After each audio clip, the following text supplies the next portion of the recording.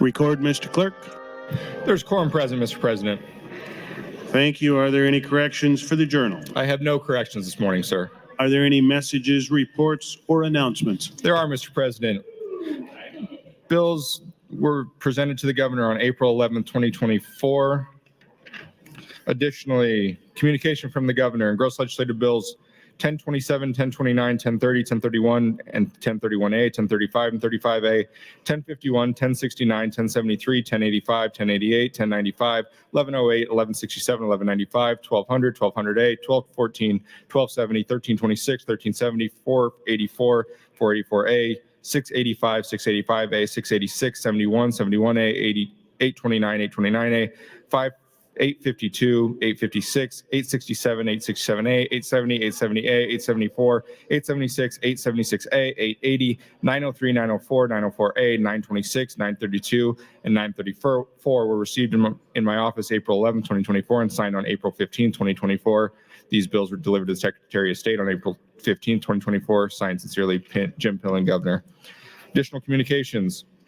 Gross Legislative Bill 52, 52A, 164, 164A, 196, 196A, 204, 204A, 253, 287, 287A, 358, 358A, 399, 600, 600A, 631, 631A, 1017, 1070, 1092, 1120, 1169, 1284, 1284A, 1288, 1300, 1300A, 1301, 1301A, 1306, 1306A, 1329, 1329A, 1335, 1344, 1344A, 1355, 1355A, 1368, 1368A, 1393, 1394, 1394A were received in my office on April 11, 2024 and signed on April 16, 2024. These bills were delivered to the Secretary of State on April 16, 2024. Signed sincerely, Jim Pillen, Governor.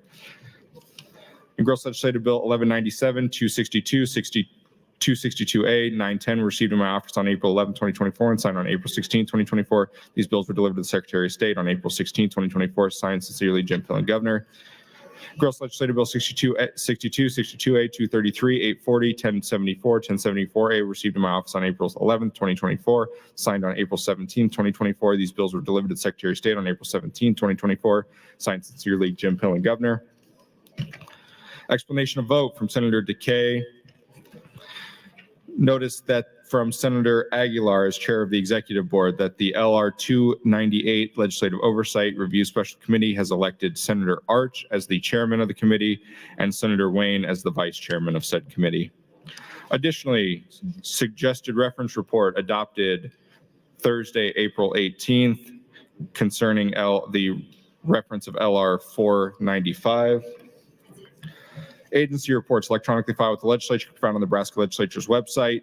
Additionally, report of registered lobbyists from April 17, 2024 will be found in the journal. That's all I have this time, Mr. President.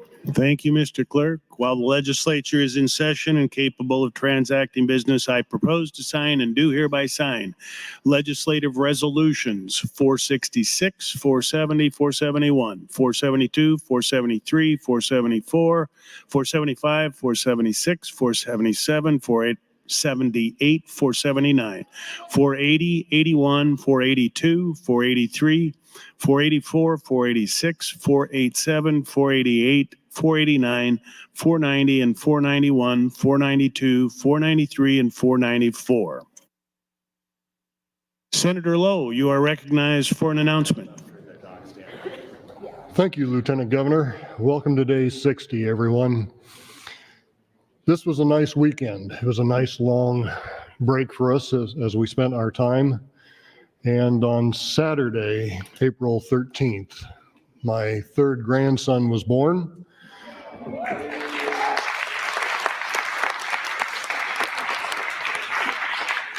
Really, I didn't have that much to do with it. His name is John Spencer Lowe, the sixth. We have a problem with our names in our family. We just don't go out of a box too often. He was 9.5 pounds, 20.5 inches long, and size 11 feet. Welcome to the world, Johnny. We're proud to have you here.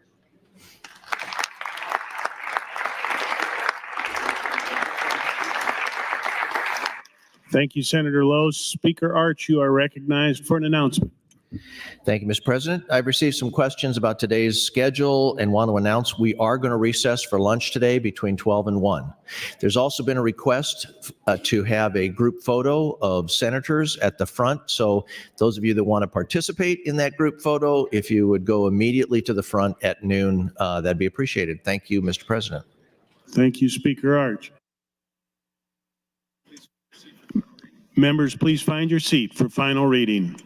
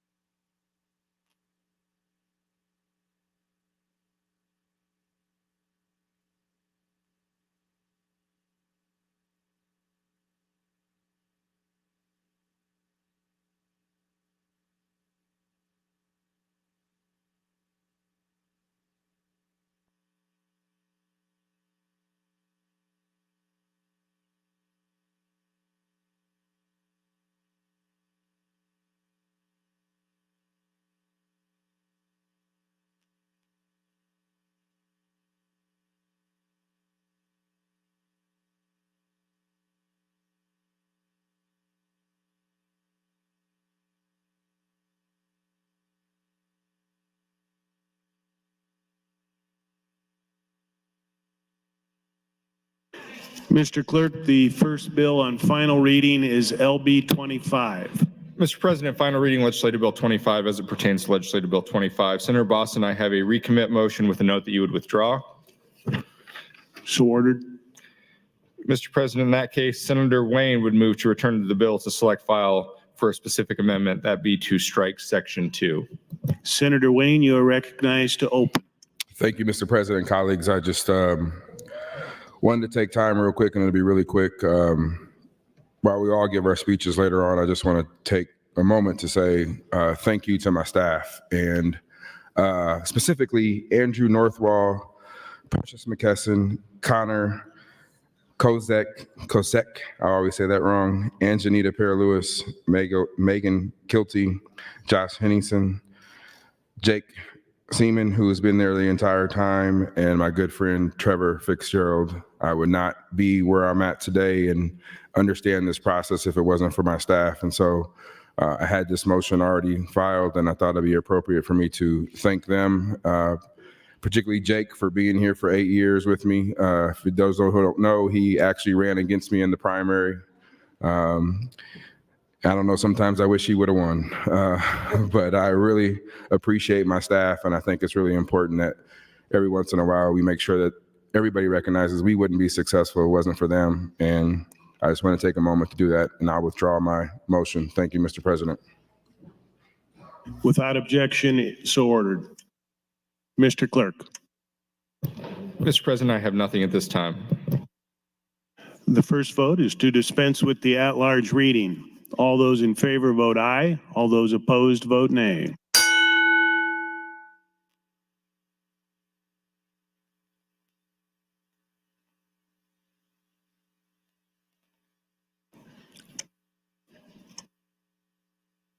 Record, Mr. Clerk. 37 ayes, 7 nays, dispense with the at-large reading, Mr. President. The at-large reading is dispensed with. Mr. Clerk, please read the title. Gross Legislative Bill 25, introduced by Wayne 13, bill for act relating to political subdivision tort claims act to amend section 13-910, reissue revised statutes of Nebraska to allow tort claims involving child abuse or sexual assault of a child under the act, harmonize provisions and repeal the original section. All provisions of law relative to procedure having been complied with, the question is, shall LB 25 pass? All those in favor vote aye. All those opposed vote nay.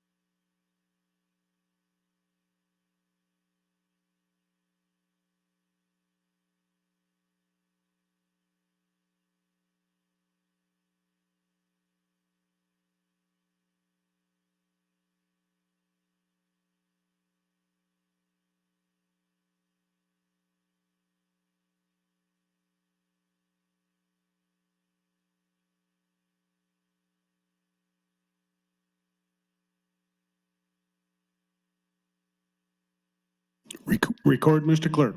Voting aye. Senators Blood, Bostar, Brewer, Kavanaugh, Conrad, Day, DeBoer, Dorn, Dover, Dungan, Urban, Frederickson, Holleran, Hanson, Hunt, Lenahan, McDonald, McKinney, Merman, Raybold, Sanders, Slama, Vargas, Von Gillen, Walls, Wayne, Wishart. Voting no. Senators Albright, Armendaris, Boston, Bostman, Brandt, Clements, Hardin, Holcroft, Hughes, Ibaugh, Jacobson, Cal, Lippincott, Lowe, Meyer, Mosher, Reapy. Not voting Senators Aguilar, Arch, Ballard, and McCabe. Vote is 28 ayes, 17 nays, 4 present, not voting, Mr. President. LB 25 passes. The next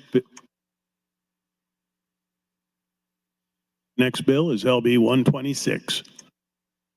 Members, the first vote is to dispense with the at-large reading. All those in favor vote aye. All those opposed vote nay.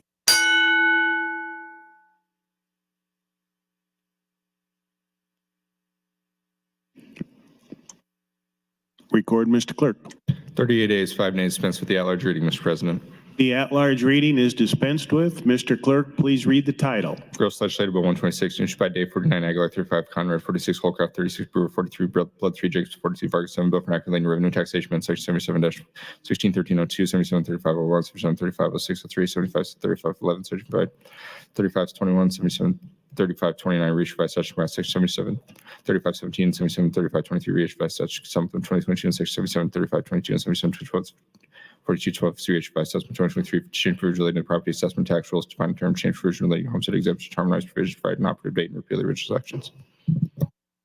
All provisions of law relative to procedure having been complied with, the question is, shall LB 126 pass? All those in favor vote aye. All those opposed vote nay.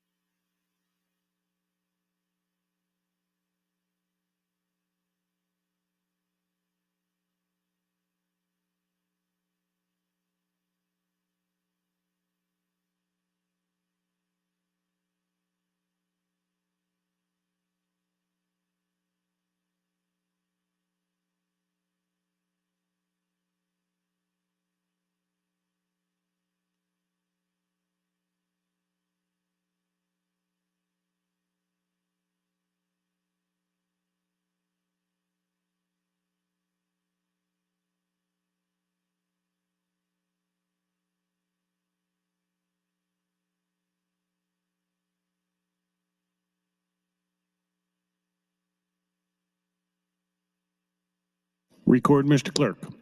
Voting aye, Senators Aguilar, Albright, Arch, Armendaris, Ballard, Blood, Boston, Bostar, Boston, Brandt, Brewer, Kavanaugh, Clements, Conrad, Day, DeBoer, Decay, Dorn, Dover, Dungan, Erdman, Frederickson, Holleran, Hanson, Hardin, Holcroft, Hughes, Hunt, Ibaugh, Jacobson, Cal, Lenahan, Lippincott, Lowe, McDonald, McKinney, Meyer, Mosher, Merman, Raybold, Reapy, Sanders, Slama, Vargas, Von Gillen, Walls, Wayne, Wishart. Voting no, none, not voting none. 49 ayes, no nays, Mr. President, on adoption of the bill. LB 126 passes.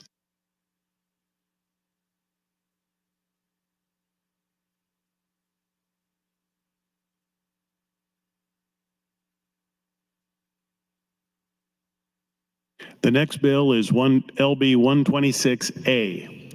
Mr. Clerk.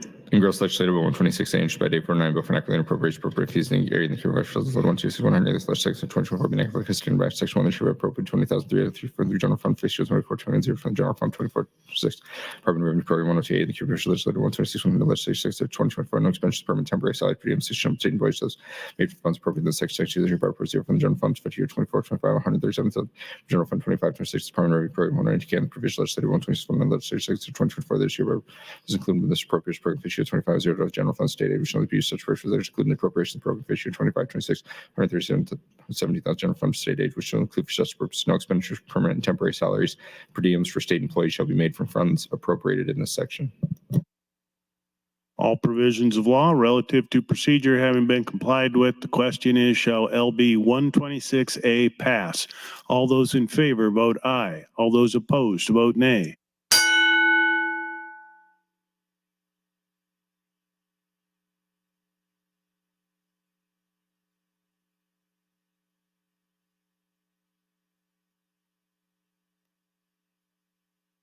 Record, Mr. Clerk. Voting aye, Senators Aguilar, Albright, Arch, Armandares, Ballard, Blood, Boston, Boastar, Bosman, Brandt, Brewer, Kavanaugh, Clements, Conrad, Day, DeBoer, Decay, Dorn, Dover, Duggan, Erdman, Frederickson, Holleran, Hanson, Hardin, Holcroft, Hughes, Hunt, Ibach, Jacobson, Couth, Linehan, Lippincott, Lowe, McDonald, McKinney, Meyer, Mosier, Merman, Raybold, Reapy, Sanders, Slama, Vargas, Von Gillen, Walls, Wayne, Wishart. Vote is 49 ayes, no nays, Mr. President. LB 126A passes. Mr. Clerk. Items for the record. Thank you, Mr. President. New LR from the Education Committee, which will be referred to the Executive Board. That's all I have at this time for items. The next bill on final reading is LB 388 with the emergency clause. Mr. President, Legislative Bill 388, Senator Slama would move to return the bill to select file for a specific amendment, that be to strike the enacting clause. Senator Slama, you're recognized to open on the amendment. Thank you, Mr. President, and good morning, colleagues. Well, we all knew this was coming, I think, and the queue is already pretty well loaded. But I do stand opposed to LB 388, and I am grateful we're going to take some time to discuss what is really, I see as a large tax increase. This bill, even with the amendment that pared it down, is still one of the largest tax increases in state history, with over $200 million in new taxes. The average Nebraska family, whether they own property or not, will see increased taxes next year. On average, Nebraska families will pay an additional $300 in taxes as a result of the tax hikes included in LB 388. Most Nebraskans will receive $0 in property tax relief. The majority of Nebraskans already claim the 1107 property tax credit, including the vast majority of farmers and ranchers. The thought that a large number of Nebraskans aren't getting this tax credit already is just simply not true. If you have an accountant doing your taxes, unless they are just blissfully unaware of what our tax code is, or even if you file your taxes on TurboTax like a lot of people, that credit's already included. So front loading only means that you're going to lose a little bit of that money in the pass through.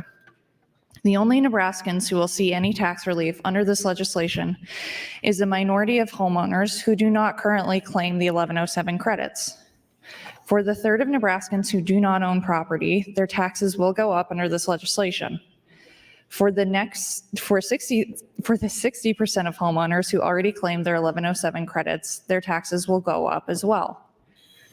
This bill is likely unconstitutional. We discussed this a lot on Select File. LB 388 contains the tax on advertising, which is currently being litigated in the state of Maryland for being unconstitutional and costing the states a large amount of money to defend, and also forcing the state of Maryland to pay back the taxes they collected with interest.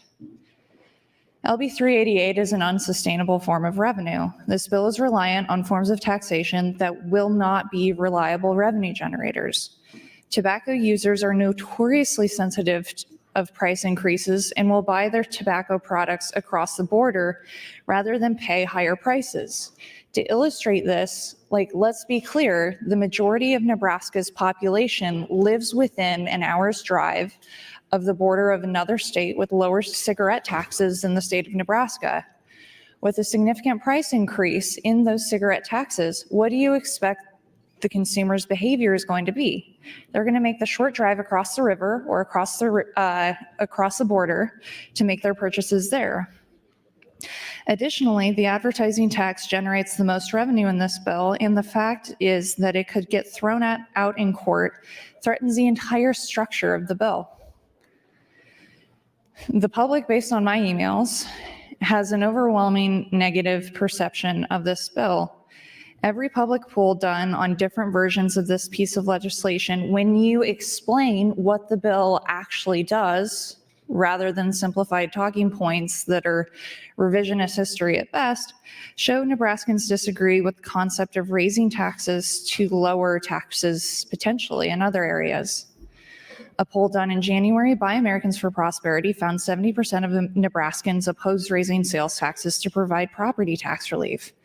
Even the people who reached out to my office because they got a call to action saying that they should encourage their senator. I even got a text to support LB 388. Actually, I got text to contact my senator to both support and oppose LB 388. So we're walking through that now. I am notifying my senator at this moment what my thoughts are on the bill. A February poll, but like when people reached out to support, when you explain what the bill actually does, they backed off in their support. Because at the end of the day, the relief that we're saying people are going to get is already claimed by people through the 1107 credits. A February poll paid for by NACO and the League of Municipalities found that 94% of Nebraskans did not want their sales taxes raised. Another poll conducted by AFP at the end of last month found that again, that 71% of Nebraskans opposed a tax shift. The polling also showed that 7 in 10 Nebraska landowners opposed the tax shift. Opposition against the plan did not change among those polled, whether they'd read about the tax shift plan in the media or were hearing about it for the first time. The bill also fails to tackle the root problem of our property tax problem, which is local spending. The caps included in the bill contain many exceptions, including a 3% or inflation increase, 6% increase for public safety salaries, and an emergency exception. No analysis has been done to show that these caps will be effective in slowing the growth of property taxes. Now, that's my speech on this bill.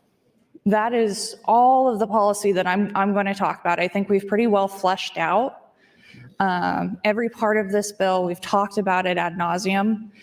And I'm going to spend my other times on the mic, should I get any, doing the director's cut of my farewell speech, because right now it runs at like 2 hours long, and I'm pretty sure there would be no one left, including my own family, for that. But I do think it's important that we approach this debate in a thoughtful way, because I think we all know that this isn't going to be the last day of session. We're going to be stuck working with each other this summer sometime for a special session to either address this issue or some other issue, and that's okay. I would rather handle this specific issue, our tax code, in a longer process over a special session when it's the one thing we're focused on. And to all the senators who are getting pressured one way or another, getting told you won't get reelected if you don't vote blank, vote in what you believe in and support that with your entire chest. Like, get up, stand tall for what you believe in. And I don't care what color you put up on the board, whether it's green or red, but don't you dare put a color up on that board because somebody told you to or threatened you. You're here to represent your district. There are 40,000 people in your district. A majority of them would see a tax increase as a result of this bill. There's nothing in your rule book or our state statutes or the state constitution that says you have to do this. And I worry there's this phenomenon in nature of when a certain group of animals gets to stampeding, they'll follow their leader, and it doesn't matter if they see 300 of their colleagues in front of them fall off a cliff. They'll continue going off that cliff. They won't stop and go, wait, hold on. What are we doing here? Let's take some time to think about this. Why is everybody jumping off a cliff? Take these next 2 hours and be thoughtful in how you're thinking about this. If you haven't read the bill already, read the bill. Don't read the talking points the lobby gives you or somebody else gives you. Read it for yourself and decide for yourself. And whatever that is, have the color you put up on your board be your honest opinion of this bill. And with that, I'm done talking about LB 388. I'm sure we'll spend plenty of time talking about it, but I do want to take some time to dig into my farewell speech because I want, again, to set the table for this to be a positive discussion. This is possibly our last day in the legislature, and this is my last day in the legislature as a state senator for a while. And I just have different pieces of advice that I've been randomly typing up because I have no idea what my farewell speech is going to say. The first piece of advice, and if you're sitting back going, this 27-year-old has absolutely no business giving anybody any advice, you're probably right, but I'm going to anyways because for this day, I can speak on a mic and have it be in the permanent legislative 1 record. minute. And that's a wonderful gift that I hope everybody who's going to be coming back next year really appreciates. The first people I'd like to provide some advice to are the young people watching at home. So whether it's the pages or the staff, we have a big problem in the state of Nebraska with people being told to wait their turn. Wait until blank, wait until you have kids, wait until you turn 30 to be a leader in your community. Don't you dare ever listen to that. That's the worst advice you can possibly get. And like my other advice is that 90% of the advice you're gonna get as a young person is garbage. You have to find your own path, own your own experiences, and do your own thing, because you are the only you in this world. You don't have to do what other people tell you to do. Thank you, Mr. President. Thank you, Senator Slama. Senator Conrad, you're recognized to speak. Thank you, Mr. President. Good morning, colleagues. I rise in opposition to LB 388 and thank my friend Senator Slama for structuring the filibuster and the debate this morning. The fact that her and I don't see eye to eye on many issues should be a powerful signal that we are aligned in our opposition to this measure. She outlined many of the substantive and technical and process concerns very well, and I want to reiterate those and complement those. The intent and the purpose and the ultimate goal that Governor Pillen, Senator Linehan, and others have brought forward is to reduce the pressure on property taxes. That goal is laudable and supported by every one of us in this chamber. We disagree, however, with the how.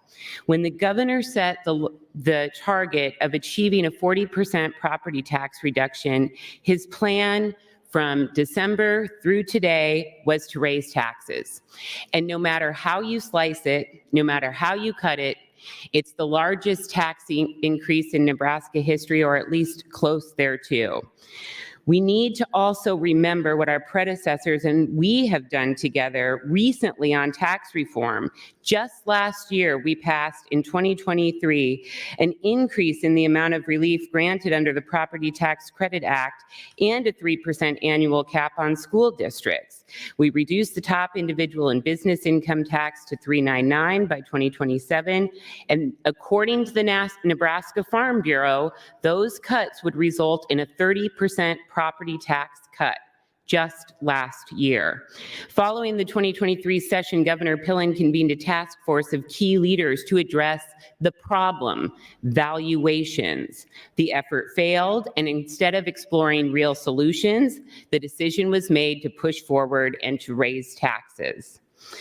This proposal was rightly panned robustly by stakeholders and citizens across the political spectrum, including myself, the Platt Institute, Americans for Prosperity, the Chambers of Commerce, the Grocery Institute, Open Sky, and others. As Senator Slama noted, the polling was particularly critical of increasing taxes to cut taxes. Nebraskans are smart and didn't buy what we were trying to sell them. So what happened? The committee hearings for the original tax bills, 315, 345, et cetera, garnered robust opposition that was wide and varied. And after a very revealing public hearing on the substantive bills, the committee chose instead to advance a shell bill, 388. That means we don't even have the benefit of a committee statement before us to demonstrate the widespread opposition to these proposals. I'm not being critical, but I do want to note that for the record. On general file, we saw a chaotic debate and a last-minute agreement to move the shell bill forward, to allow for more negotiation and consensus. I appreciate and understand in the spirit of collegiality why members decided to allow those negotiations to move forward. On select file, we were given a 63-page amendment at 10:18 p.m. before the debate started the next morning that was substituted during debate the next day. Members and stakeholders did not have meaningful time to review the amendment or discuss with colleagues. Additionally, the updated fiscal note with the amendment was just posted yesterday. But what we did learn that there was no consideration for key public safety actors taxpayers to be unbound from the caps, like county attorneys and public defenders. We learned that there were concerning technical problems lifted by the Platt Institute and others, binding and handcuffing future legislatures in our ability to provide additional tax relief or to fund key services. We found that the unconstitutional nature of the largest piece of revenue generator impacting online ads in Nebraska broadcasters was not addressed. Thank you, Mr. President. We saw a huge additional tax increase with Senator Hughes's floor amendment. And here we are on final reading. We cannot change it. We cannot amend it. Pure and simple, a vote for cloture is a vote for the largest tax, one of the largest tax increases in Nebraska history. There's no other way to characterize it, as is a vote for the bill.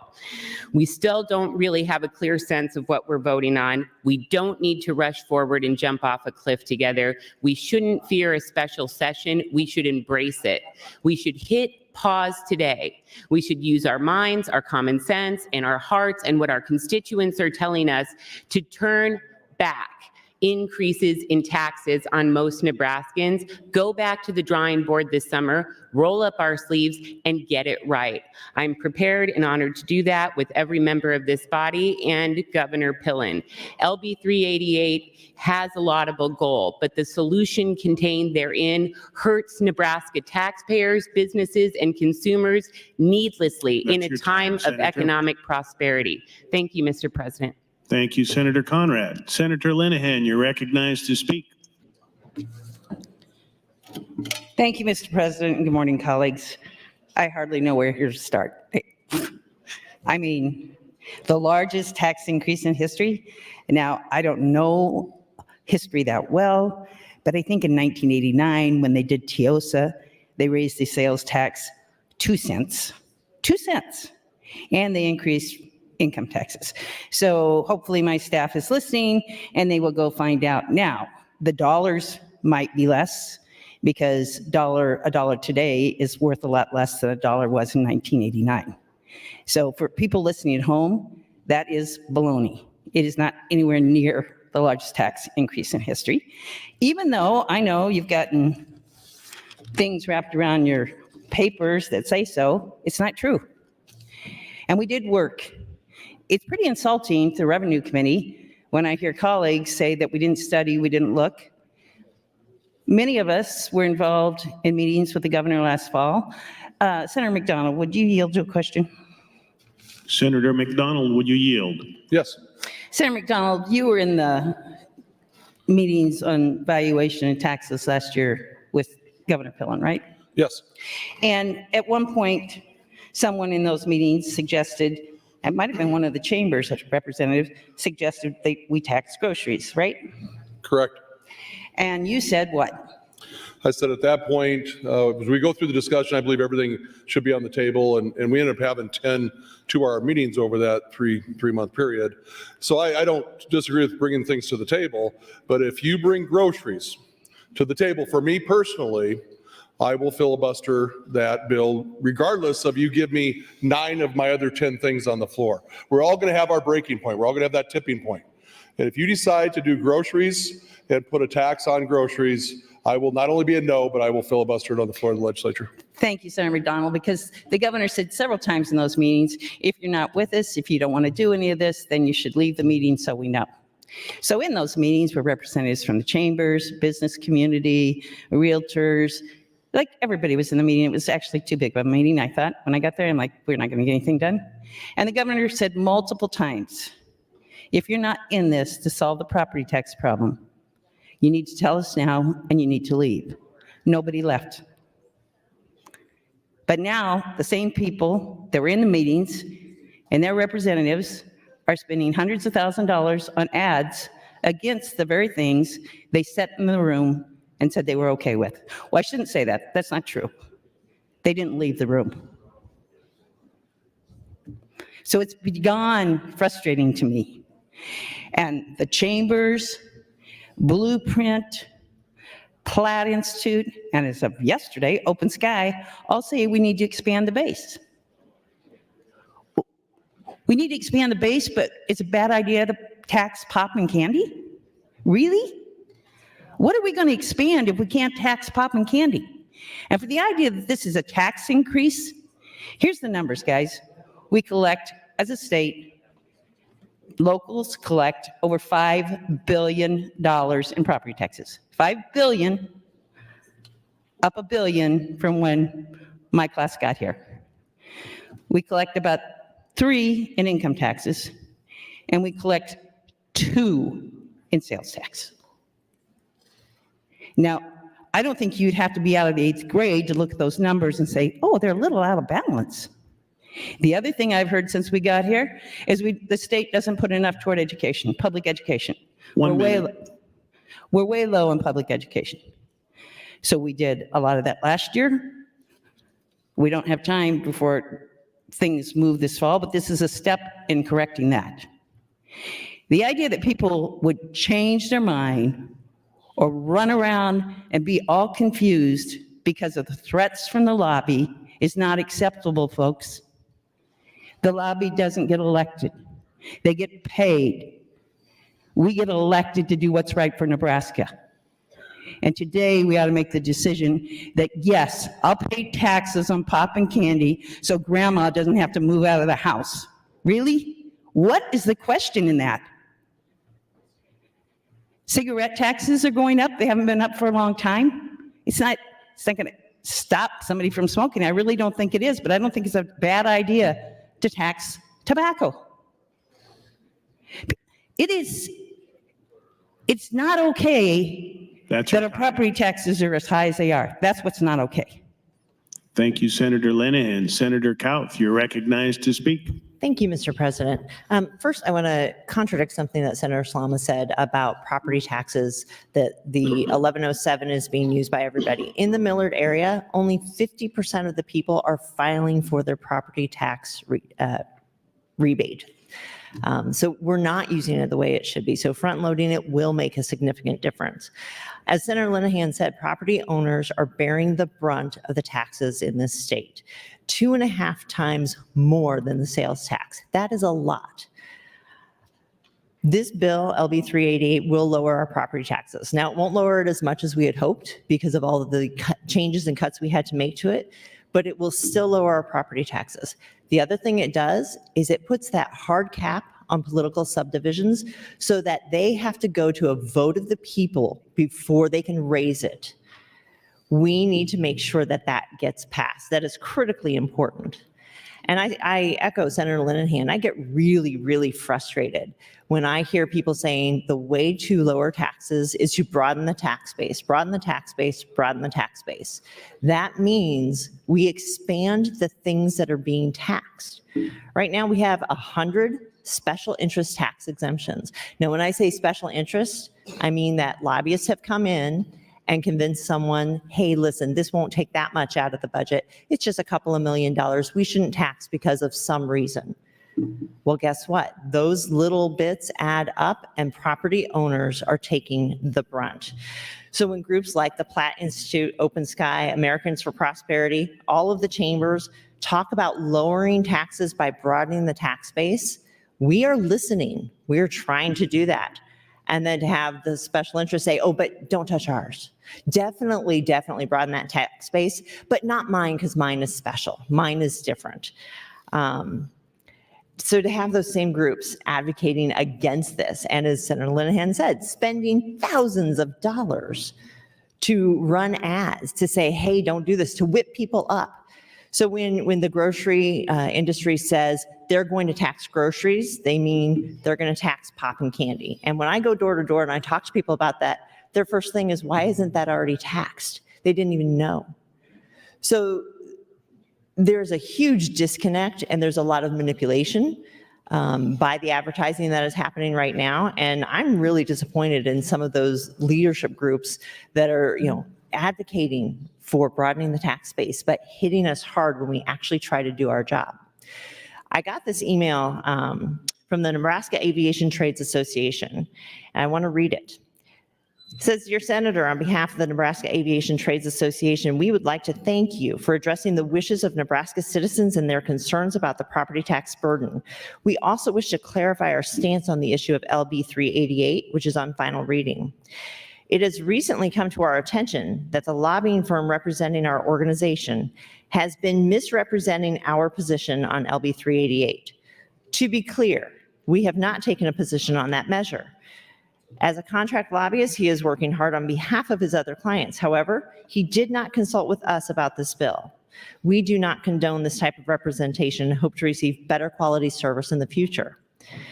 Our service is to the agricultural industry. We understand the burden they face with the extremely high property taxes. LB 388 helps to relieve the pressure placed on our customers, the farmers and ranchers of Nebraska. We believe the shift in revenue sources proposed is a positive move for the state. We have no opposition to any of the LB 388 amendments made to date. As LB 388 stands, it will not increase the tax burden on our industry, and it will help relieve the burden on our customers. 1 minute. Thank you, Mr. President. We are sorry our position has been misrepresented. In closing, we would like to thank you for addressing the property tax problem in Nebraska, which has been crippling most of our customer base. So that is one industry that looked and saw what was happening, this outrage at how dare we try to broaden out the tax base, how dare we try to lower people's property taxes, and said, wait, we agree. How many other of these lobbyist groups are not quite accurate in what they're saying? I would like people who own property to look at this and say, hey, wait a second, if I save $1,000 on my property tax per year, what can I buy? What does that change? How does that impact my life? Thank you, Mr. President. Thank you, Senator Kauth. Senator Moser, you're recognized to speak. Thank you, Mr. President. Good morning, colleagues. Good morning, Nebraskans. Well, the overwhelming theme of contact I've had with citizens in my district and across the state is that they feel that property taxes are out of whack. And if you look at property taxes as a whole, they raise about $5 billion. And about 60% of that is for the schools. And so about $3 of that $5 billion goes to public education. So, how do you address that? The governor had meetings across the state with some senators and interest groups and spent a year trying to come up with a plan. And the problem is the real basis of the problem, I think, is property taxes are such a big number that even changing sales tax 1% only raises somewhere in the neighborhood of 500 million. And so you'd have to raise the sales tax to get rid of the 3 billion. You'd have to raise the sales tax 6%. Well, that's not going to happen, obviously. Even the 1 cent sales tax increase was stripped out of the bill trying to get to this point. So if this bill isn't the answer, it has some issues that catch people's ire. What is? How can you say you're trying to do something about property taxes and not vote for this bill? This raises revenues that are going to be used to offset property taxes. That's the long and the short of it. And if you don't vote for this, then what? I was kind of disappointed to see some of the content of some of the ads I saw in the press. Between the two biggest newspapers in the state, I think their circulation's around 100,000. So 100,000 people got those ads. I got 6 calls, and 2 of those calls were in favor of 388. And I got, maybe a dozen emails, and those were split also. So the lobby pressure to me is not what makes my decision. The people who elected me want something done about property taxes. This bill does something about property taxes. Are you for addressing the property tax problem, or are you not? That's going to be told in the vote that's going to come up here in an hour and a half. I encourage everyone to vote for LB 388. I think it's a step in the right direction. It doesn't fix the whole problem, but You can't correct 20 years of poor funding to schools in one bill. We've had numerous bills that have been credits toward your property tax paid for schools, and those have helped. This is going to ramp and amp that up.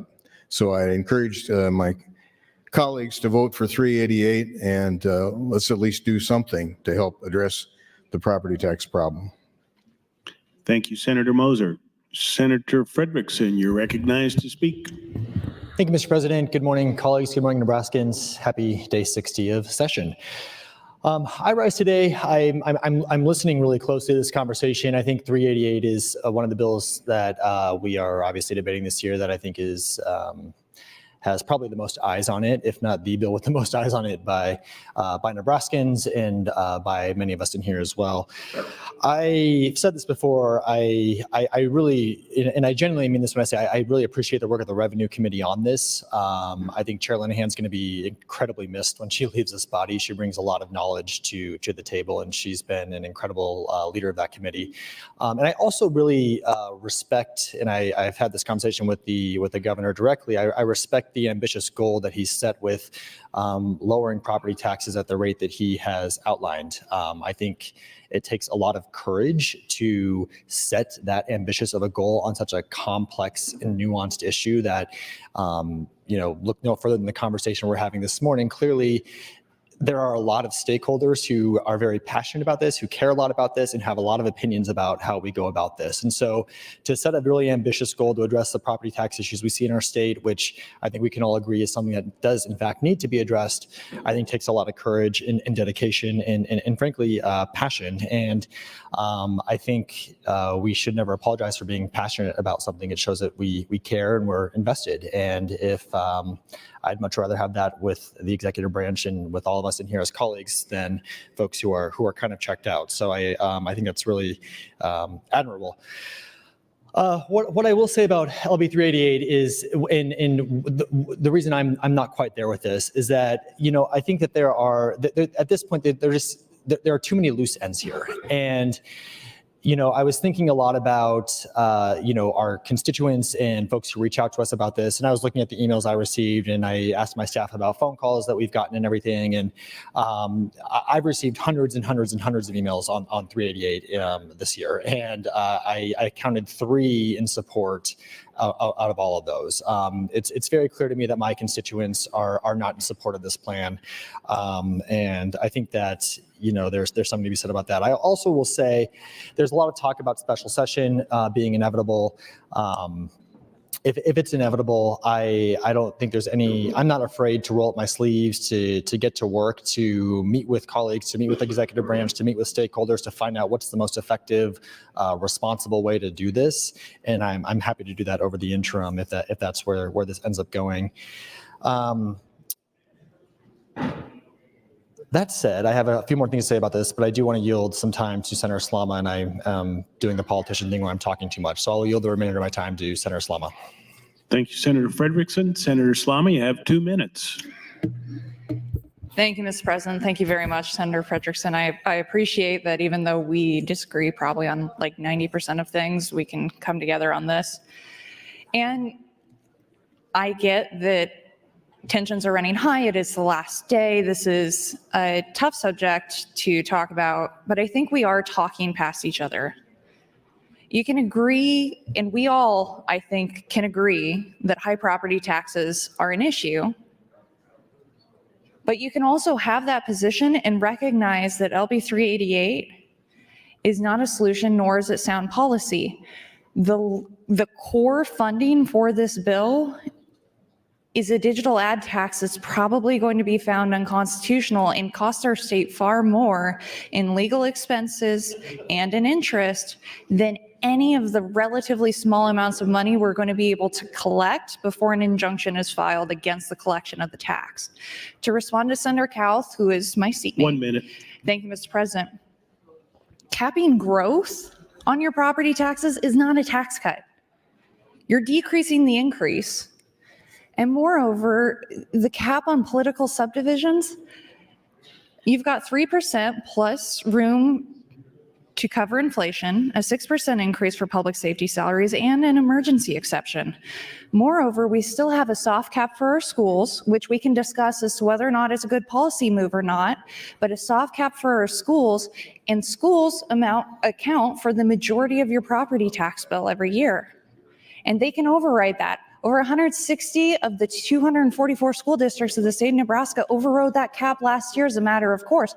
They did not spend the money, but they overrode it.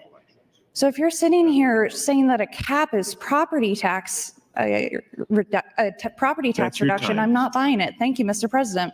Thank you, Senator Slama. Senator Wayne, you're recognized to speak.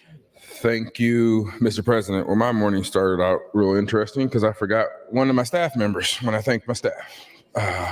So Ralph Clark, I apologize. He managed my schedule for the last 2 years and had to make more phone calls canceling meetings because of my schedule than me actually attending meetings. So he took the brunt of that for me, and I really, really appreciate it. So sorry, Ralph. I know I'm not going to change anybody's mind on this, so I'm just going to figure out a way to shorten my speech by giving some points out now. So I want to talk a little bit to Senator Lowe. Senator Lowe, we had a great time. I know you've never voted for any of my bills, and I think he voted one out of committee, and I appreciate that this year. But I appreciate serving with you. It's been a great time, and I think your efforts here should not go unnoticed. One bill that stands out to me is, I think it was a couple years ago, LB 792 was the rural health complex, that you made sure that your community could provide more health care and train more professionals out in the Kearney and rural area. And that was a significant investment from the state. And I think that'll do tremendous things to your community for the next 10 to 20 years. And I just appreciate you always being candid with me and always being honest with me. And even though you were always a no, you at least were respectful and helped me figure out how to make my bills better. So I thank you for that. Senator Halloran, I appreciate your Article 5 commitment to the Constitution. It was interesting because when I was on government the first 2 years, people were asking me why would I support this constitutional amendment, and it always came down to this for me. That our Constitution was created where over half of us in this body would not be in the room. Women weren't allowed, African Americans, Native Americans, Pacific Islanders were not allowed. Hispanics were not allowed. And so I always took the position that if there was ever a constitutional convention, just imagine what we could do if we had more diversity in the room and different thoughts in the room, and how much better our Constitution might be. So I was never afraid of the convention. And last year I got to participate in a mock simulation, and they actually adopted 2 of my proposals. It was pretty significant when we had a lot of conversations, and particularly around Oklahoma and Montana were great times. But I've always just admired how Halloran found some issues and stuck to those issues and made sure that every day we got a update on how much debt we have. And so I appreciate Senator Halloran for taking the lead on that issue and educating me on that issue. To my good friend, Senator Erdman, man, I won't even try to get emotional because I know it will be. We have shared more text messages over the last 4 years than I think we ever talked our first 4 years. And just appreciate him educating me on the rural issues. And I learned so much about surface water just last week, talking to him about the water issues out in his district. And so I just appreciate every time we would have a conversation, he would tell me he's there or not there and the reasons. And I admire the fact that he continues to push the epic tax. And if you think about epic tax, you know, you don't have to think, why is it a crazy idea? It's just based off of numbers and math, and you can't lie about the math and what the numbers are.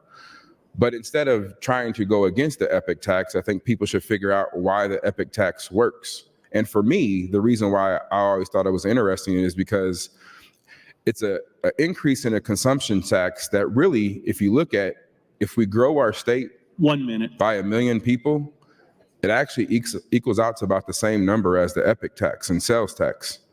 So I'm not afraid of the epic tax. I would prefer to grow our state so we can increase our sales tax through growth. But I think it's a real good conversation because the maths, and it works. And so I just think having that perspective and bringing it to the table all the time has been critical for at least my growth in this body. And he will always be a friend, and I look forward to fishing with him soon. Thank you, Mr. President. Thank you, Senator Wayne. Senator Von Gilleren, you're recognized to speak. Thank you, Mr. President. I stand this morning in favor of LB 388, and I would like to share a few of my thoughts regarding that bill. Several weeks ago, I met with a group of lobbyists and was asked several interview type questions. And one of those was, you get the best of me when, and you get the worst of me when. And my response to the worst of me question was, you get the worst of me when you lie to me. And I almost feel that I owe an apology to the people of Nebraska, because I should have said, you get the worst of me when you lie to me and when you lie to Nebraskans. And this past week, lie after lie after lie has been told about 388. Now, you can define half-truths any way you want, but to me, a half-truth is a half-lie. And a half-lie is just as good as a full one. So I want to talk about the ad that was in the paper, the newspapers here recently, in the past couple of days, and I'll address a few things individually. That ad said that groceries will be taxed. Now, oftentimes we go to Webster's to find out what things actually mean, and that's an interesting exercise that I encourage all of us to do. Groceries are defined as food and supplies provided by a grocer. Well, that would include cleaning supplies, toilet paper, charcoal for your grill. There's lots of things that grocery stores sell that are already taxed. So I guess one could say the groceries are already taxed. That'd be a half-truth, wouldn't it? What the ad obviously implied and got people in a panic over was that food would be taxed. So again, I looked up, I don't know, what does food mean? What's the actual definition of food? Food is defined as anything, let me back up. If you want to define food as anything you put in your mouth, then yes, the removal of exemption of pop and candy would be taxing food. But food is defined as Webster's by material consisting of essentially protein, carbohydrates, and fat used in the body of an organism to sustain growth, repair, and vital processes to furnish energy. So I guess this is the challenge I give to the sponsors of that ad. I challenge you to go for a week eating only candy, energy drink, and sodas. You let me know at the end of that week whether that's food. The ad called out the new tax on hemp and CBD products. Currently, neither of these products are taxed. Again, we don't tax things that are necessary for our survival. We don't tax food. We don't tax rent. There's lots of things that we don't tax because they're necessary. I don't know, hemp CBD, is it necessary for our survival? I don't think so. Sponsors of the ad, this has already been talked about. Sponsors talked about this will be the highest tax increase in the middle class ever passed in Nebraska. Well, if all 388 did was collect taxes, that would be different. But the reality is that 388 returns tax revenue and direct property tax relief. Is it the perfect solution? Probably not. I don't love every bit of it, but it's the best that I saw proposed this year. And more importantly, and Senator Kauth has said on this repeatedly, it's what Nebraskans have universally asked us to do, is to reduce property taxes. The ad pointed out the increase in cigarette tax, but it didn't point out that Nebraska, even after this increase, is relatively low compared to many other states. There are states that tax $3.30 per pack on cigarettes. This will increase our tax to $1. The ad said that veterinary services will be taxed. Again, a half-truth. Pet services will be taxed. Pet grooming, washing, those kinds of things, that'll be taxed. Veterinary services for pets, not veterinary services for large animals, which, by the way, are part of our food chain. Therefore, not taxed and part of a business input. Lottery tickets, currently not taxed. Not sure why that shouldn't be. 1 minute. Thank you, Mr. President. Additionally, a letter was sent to the governor and copied to all senators yesterday, which echoed much of what was in the ad and was referenced by the following groups: Americans for Prosperity, Nebraska Chamber of Commerce, and 9 other groups. Other groups came out this past week criticizing 388, including the Platt Institute and Open Sky and others. Here's the irony in this.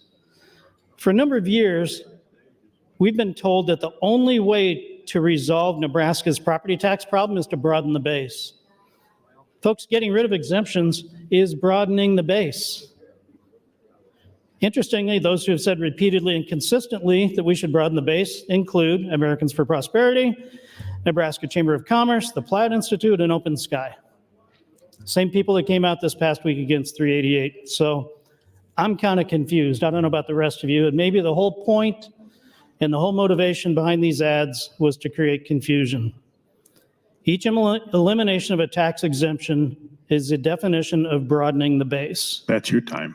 Thank you, Mr. President. Thank you, Senator Von Gilleren. Senator Jacobson, you're recognized to speak.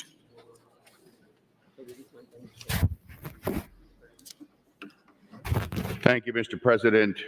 I rise in support of LB 388. I, like many, a couple of years ago, had the opportunity to walk and knock on doors when I was running for re-election. There was one common theme, one. Everyone I talked to, lower my property taxes. Now, I'm sure if I asked those same people, would you like for us to raise sales tax, they would tell me no. If I asked them, would you like me to raise or have you start paying taxes on pop and candy, they'd say no. But if I followed up with that question and said, but if that would lower your property taxes, how would you feel? There's no doubt in my mind what their answer would be. Do it and lower my property taxes. Let me give you an example of what's happened since 2013. Since 2013, taxes levied, property taxes levied in Nebraska were $3.4 billion in 2013. In 2023, $5.3 billion. Now, if you look at that, that's a 56% increase over the last 10 years cumulatively on the property taxes assessed. Let's compare that to what Senator Lenahan had said before. Sales tax collections last year was $2.3 billion at the state level, 2.3. Property taxes have gone up by that amount. They've gone up by the total amount of collection of sales taxes. We talk about property tax, or we talk about tax shifts. There's a tax shift going on now, and there has been for the last 10 years. It's a shift to property taxes. So when I look at this and people say, well, it's all local spending. But where's the local spending going? 60% of it generally is going to your public schools who have to comply with state and federal mandates to educate children. And that burden is on our local property taxpayers. The state provides some through TIOSA. They provide some through base, as of last year, foundation aid. But that's largely borne by local property taxpayers, and they're sick of it. I get so frustrated when people tell me, and I'm going to speak to the same things that Senator Von Gilleren said. All the people are getting emails from saying, oh, no, don't do this. Cut spending. I would like everyone in this room, including everyone who sent those emails, I need your list. I need your list of spending cuts. They're going to provide the dollars we need to provide real property tax relief. Send it to me, own it, put it in the newspaper just like you did this, and say, I believe in these spending cuts. I dare you to do it. But you won't. Nobody wants to cut spending. Everybody wants to spend more money. Look at the money we came into last year, and it all got allocated. Look at all the A bills. That's why property taxpayers are sick and tired of waiting. Tired of waiting for this legislature to take some real steps for property tax relief.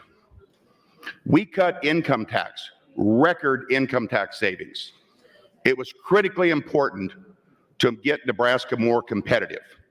The state chamber, Omaha chamber, Lincoln chamber, all were fully on board. But you know what? We had an agreement when that happened. We had an agreement that there was going to be dollar for dollar property tax relief. And now when it comes time for that property tax relief, they're on the other side of the fence. Oh, we need to cut spending. Let's be patient. No, I'm tired of being patient. My constituents are tired of being patient. They want real action. What's in 388, first and foremost, is we're taking the dollars that are currently out there on the 1107 credit, which is the income tax rebate. Many taxpayers I would say in my district, about 46% of the taxpayers in my district and actually in Lincoln County actually apply for the credit today. This will automatically give them that credit, and it'll go against their property taxes.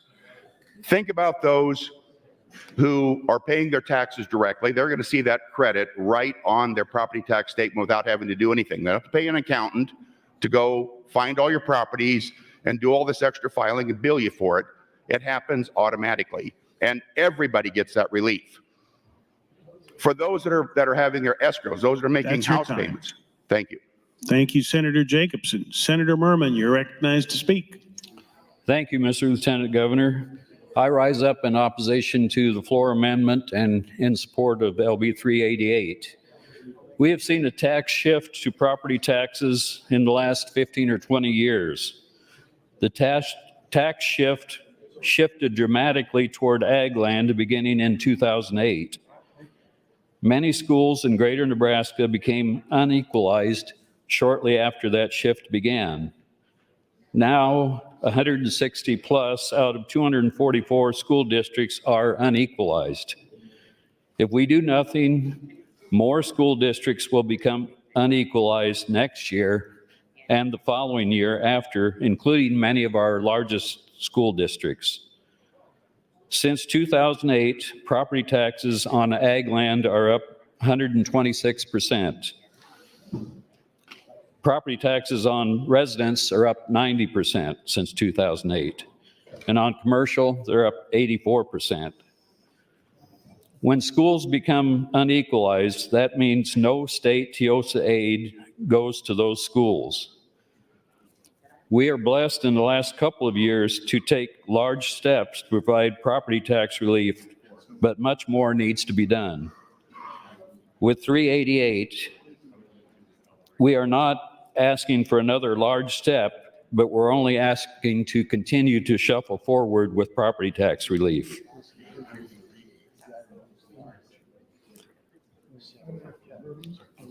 Part of 388, of course, is front loading, and that's something that is widely asked for by property taxpayers.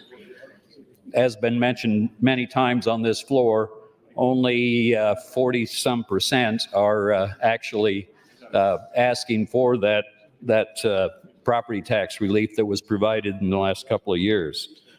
And then another part of 388 is the spending caps, and those are badly needed if we need to have some assurance that any increase in revenue from the state will be refunded in a equal amount with property tax relief. So we do need these increases in revenues to continue to provide that property tax relief. And looking at other states, when they are talking about increasing revenue, they don't look at increasing property taxes at all. It's totally broadening the base, and we do that with the sales tax, and that's the way it's been being done all over the country. And as been mentioned before, many of the interest groups that are opposed to 388, actually that's what they have been advocating for, not only here in Nebraska, but all over the country.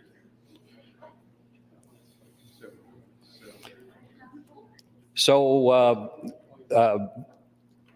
the sales tax is the most fair tax because a taxpayer does have the discretion as to whether or not to pay sales tax. If the consumer does not want to pay sales tax, they don't have to purchase that item.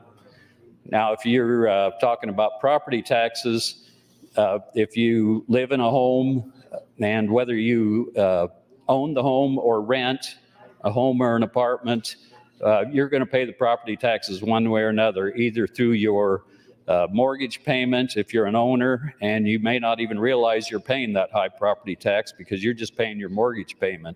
1 minute. Thank you. And if you're a renter, you are paying that property tax because the owner of the property needs to make a profit, so you're paying that property tax through your rent.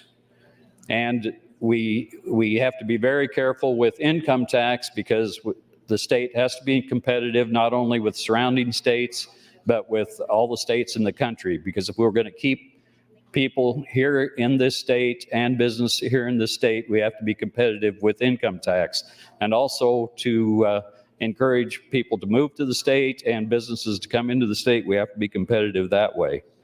So I think 388 is as I said, a shuffle forward to continue to provide property tax relief for our citizens of the state of Nebraska. Thank you, Mr. Lieutenant Governor. Thank you, Senator Merman. Senator Clemens, you're recognized to speak. Thank you, Mr. President. I stand in opposition to the floor amendment and in support of LB 388. I want to thank the Revenue Committee for the work they've done. I know they worked hard looking at all kinds of different options. And I agree with Senator Merman that there has been a tax shift in the last 20 years. More of our local funding has been transferred to property tax. And the small sales tax increase in LB 398 is a step toward right-sizing our tax structure. We have more sales tax exemptions than other states do, and the few exemptions that are being removed are reasonable.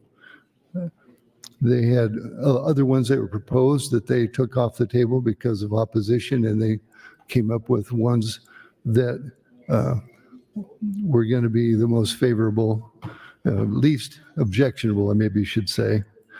Then the 3% caps in LB 388 are part of the one reason I really do support those. The caps are not perfect, but they're what the Revenue Committee could do to get votes enough. If you restricted the growth in local spending even further, I don't think you'd have the votes to pass it this far. The caps do apply to cities and counties and schools, and in the long run, they are going to be helping control the property tax increases. And without LB 388, we'll be having larger property tax increases than we have. And so I wanted to switch to the green sheet today. If you look at the bottom of page 2, the far right column shows negative $142 million. That's the number we were trying to get to zero. If you look up just a couple lines, LB 388 is transferring $115 million to the cash reserve, which is available money to offset the $142 million negative. So we're still going to be, that would show us still about $27 million negative. Would still be acceptable, but if we don't pass LB 388, we're going to be left with that negative $140 million number, which is going to be a problem for future budgets. With that, I yield the rest of my time to Senator Linehan. Thank you, Senator Clemens. Senator Linehan, you have 2 minutes, 3 seconds. Thank you, Mr. President, and thank you, Senator Clemens. So my great staff, which I will talk about later today, found some information I find quite convincing. In 1989, the legislature passed an infamous, some say, bill called LB 1059. It will produce, this is from the history of TIOSA, it would increase taxes by $242,971,136 in new revenue.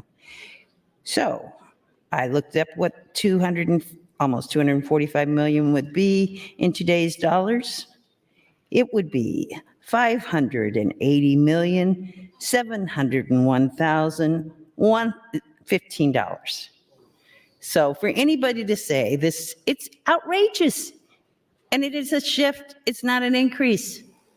These were real increases, guys. They raised income taxes and they raised sales taxes. I have all this if anybody's interested in actual facts. They also raised income taxes, the legislature did, in 2003. They raised the lowest rate by 5 cents, or 5%, or 0.05. They raised the next to the highest by 11.11%, and the top rate to 6.84, which only last year we managed to bring down. I don't have the fiscal notes for those years, but I'm quite certain it was more than $240 million. To say that this somehow is hurting people I wish I had better words for vocabulary. Is it a lie? Yes. Is it misleading? Yes. Is it untruthful? Yes. And I know we are all involved in politics and people take part of something and twist it a little bit, but this isn't twisted a little bit. This is ridiculous. They say we're taxing groceries, we're hurting families, and we all know, and we all agree. Every vote we took last year and most we took this year. Thank you. Thank you, Senator Linehan. Senator Hughes, you're recognized to speak.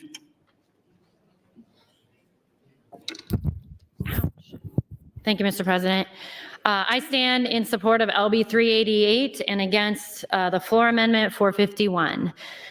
I am also very frustrated with the conversation today and about all the mailings, text messages, emails about the massive tax increase, the biggest one in history. I cannot believe the misleading information that is being sent out to all my constituents. I have had phone calls, texts. In fact, let's see, it was 2 nights ago. I'm sitting on the couch at 8:30 at night and I get a call from a constituent, an older gentleman from York. And he's like, Jana, I had to call. I got this out of the newspaper and it said to call my senator, so I'm calling you. And we had a half-hour discussion about it. And he's like, I can't believe you're going to tax groceries. And I'm like, well, we're not taxing groceries. It's just pop and candy. And he's like, oh, well, that's okay. Misleading. And all these people are freaking out now about this package, and it is nothing but good. All the conservative groups say we need to increase the tax base. Well, we're here trying to increase the tax base a little bit, adding pop and candy. We have to start taxing services. We've become a service-based society, and we don't tax those things. I also want to address a comment made on the floor about the vaping tax amendment that was added on in Select, and how this is just an increase from the vape tax that we have put in place last year. Is it an increase? Yes, it is. But what was put in place last year is a pittance of what it should be.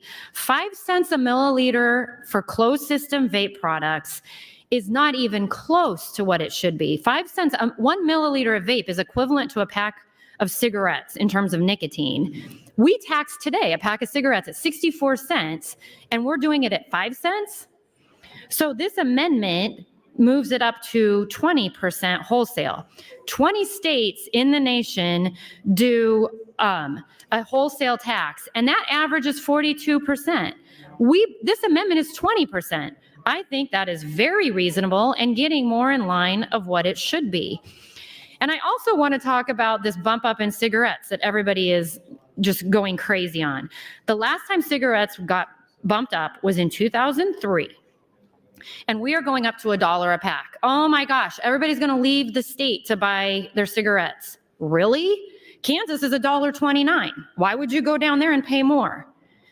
Iowa, $1.36. That's right by Omaha. Are you going to go over to Iowa and pay $1.36? Or are you going to stay in Nebraska and pay $1?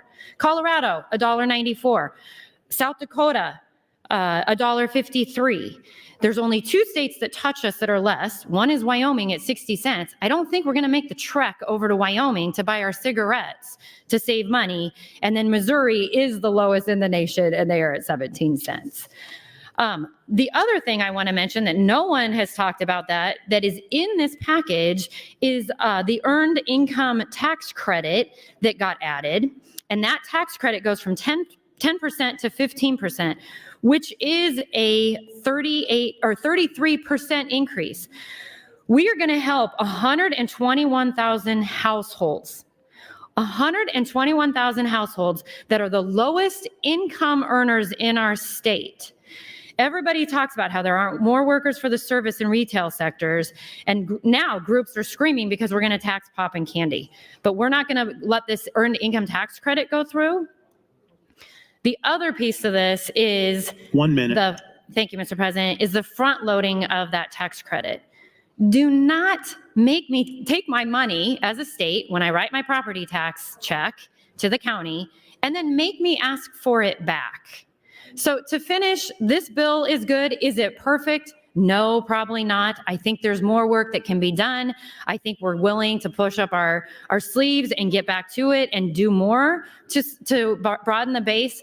But do not sit there and say we need to broaden the base and then we add a few things to broaden that base and then everybody comes in here and scares everybody to death that we're increasing the taxes. So I support this bill. I do not support the floor amendment.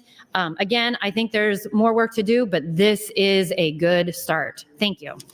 Thank you, Senator Hughes. Senator Raybold, you're recognized to speak. Thank you, Mr. President. Good morning, colleagues. Good morning, fellow Nebraskans. I stand in support of Senator Slama's floor amendment and 100% against LB 388. I know fellow Nebraskans out there watching the debate, they understand exactly what's going on. This is a tax increase. This will impact their budget. How do we know? We know that sound economic data tells us that this impacts our working families, our hardworking Nebraska families more. This does not provide them relief. Remember last year we gave that ginormous an accelerated tax reduction to corporations and the highest earners in our state, but neglected our Nebraska working families. Economics show that working families are the ones that take any benefit they can from their tax reductions and pour it right back into the economy and generate economic development and economic growth. The one thing I wanted to say, that famous quote, those that do not learn from history are doomed to repeat it. We've heard all of my colleagues talk about the history. How did property taxes become the fall guy for everything from public education to unfunded mandates and other expenditures that the state has cost shifted down to the counties and the cities? This history of cost shifting and neglecting the funding for public education to property taxes didn't just start with this administration. Senator Mosher talked about it. We heard from Senator Merman talk about it as well. This started easily more than 16 years ago, shifting that burden of public education, ranking Nebraska 49th as the lowest state in funding public education in the second lowest state in funding public education. Cost shifting with other budget matters on funding to counties and cities, as well as numerous unfunded mandates that Senator Blood has advocated that we pay more attention to, all of this contributed to the reliance on property taxes. I am for a working session where we examine everything and not just focus on those limited removal of tax exemptions. We need to study the whole thing. We need to look at the tax exemptions currently there. We need to look at tax credits that should have a sunset. We need to look at every element. Unfunded mandates. I have 6 pages of unfunded mandates from the county and the cities. The solution should be thoughtful, should be transparent with full hearings and not shell bills, comprehensive assessment, cost-benefit analysis, so that we avoid all these unintended, unfunded mandates. Here's one you don't see or hear about: the lid on cities and counties. What happens? We are obligated by our labor union contracts that have been negotiated 3, maybe 5 years if we're lucky, but we're obligated also to pay the pension for public safety. We have no choice. In the city of Lincoln, it's an ordinance. We must pay the actuarial recommended amount. And sometimes it's going to exceed that 6% easily. I am all for that. Most importantly, this tax increase impacts our hardworking Nebraska families, and they know it. We need full transparency. We need to work together. Any city or county that has to go through an election to increase that funding, I bet none of you know, except maybe Senator Mosier, that if you put something on the ballot, that municipality has to pay for the printing of that ballot, the mailing of that ballot. That costs our cities and counties money. So I ask. 1 minute. Thank you. Let's do a thoughtful approach. Let's look at everything. Let's talk about everything. Let's fully vet everything. And for transparency, I'd like to yield the rest of my time to Senator Conrad. Senator Conrad, you have 45 seconds. Thank you, Mr. President. Thank you, Senator Raybould. Just quickly, why are we raising taxes in a time of economic prosperity? Colleagues, I'd ask you to look at the general fund receipts from March 2024 that just hit your inboxes. They're almost 40% above the forecast, some hundreds of percent above the forecast, some thousands of percent above the forecast. It makes no sense to raise taxes in a time of economic prosperity. We should utilize this revenue to pour into property tax relief.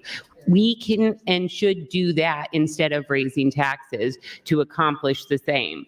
That's why tax shifts, tax swaps, and tax increases are poor policy.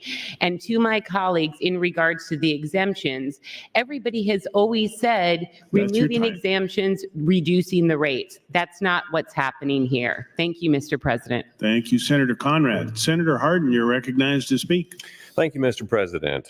I stand in support of a special session to focus on transforming Nebraska tax policy. Nebraska's tax policy, all of it, is broader and murkier than just LB 388. Many people have aired their support or their opposition to it and largely split down the middle. When we have that reaction to a bill, it tends to indicate that the content of the bill does not create problems as much as it reveals problems. Voting for 388 relieves certain challenges while creating some new ones. Not voting for 388 does something similar in reverse. So the underlying problem is like a beach ball. We try to keep stuff below the surface of the water, and it's just a matter of time before it gets away and comes ripping out. In the spirit of revealed problems, the tax issues are too important and then have been incrementally paralyzed for decades. It's beyond time to strike down Nebraska tax policy and start over. We need to give birth, not try to resurrect. We need to transform, not tweak. We need courage, not convenience. Voting for 388 does not transform our tax policy. Voting against 388 does not transform it either. Our tax policy in Nebraska is bleeding from an artery. It's not in need of a Band-Aid on your toe. We have the 6th worst package of taxes in the United States, according to the Tax Foundation. It takes courage to do something entirely transformative, and that will take time. We have just shy of 2 million people in the state. 49 of us and the governor decide tax policy. Bring on the special session. It's time to be transformational. It's time to be courageous. Thank you, Mr. President. Thank you, Senator Hardin. Senator Lowe, you're recognized to speak. Thank you, Lieutenant Governor. When I campaigned 8 years ago, I promised I wouldn't raise taxes on anyone. And I'm fulfilling that promise today. I will not be voting for LB 388. And you know, this bill would probably benefit me more than any other bill that we will pass or have passed in my 8 years. I am a property owner. I own property across the central part of Nebraska. So this bill would probably benefit me if I would vote for it. But I'm not going to vote for it because I made a promise. I made a promise to the people that I would not vote for a tax increase on anybody, which a tax shift does. And that's what this is a tax shift. For the last 8 years, we've done a great job of reducing our spending, of controlling our spending. And that's the way we should do it.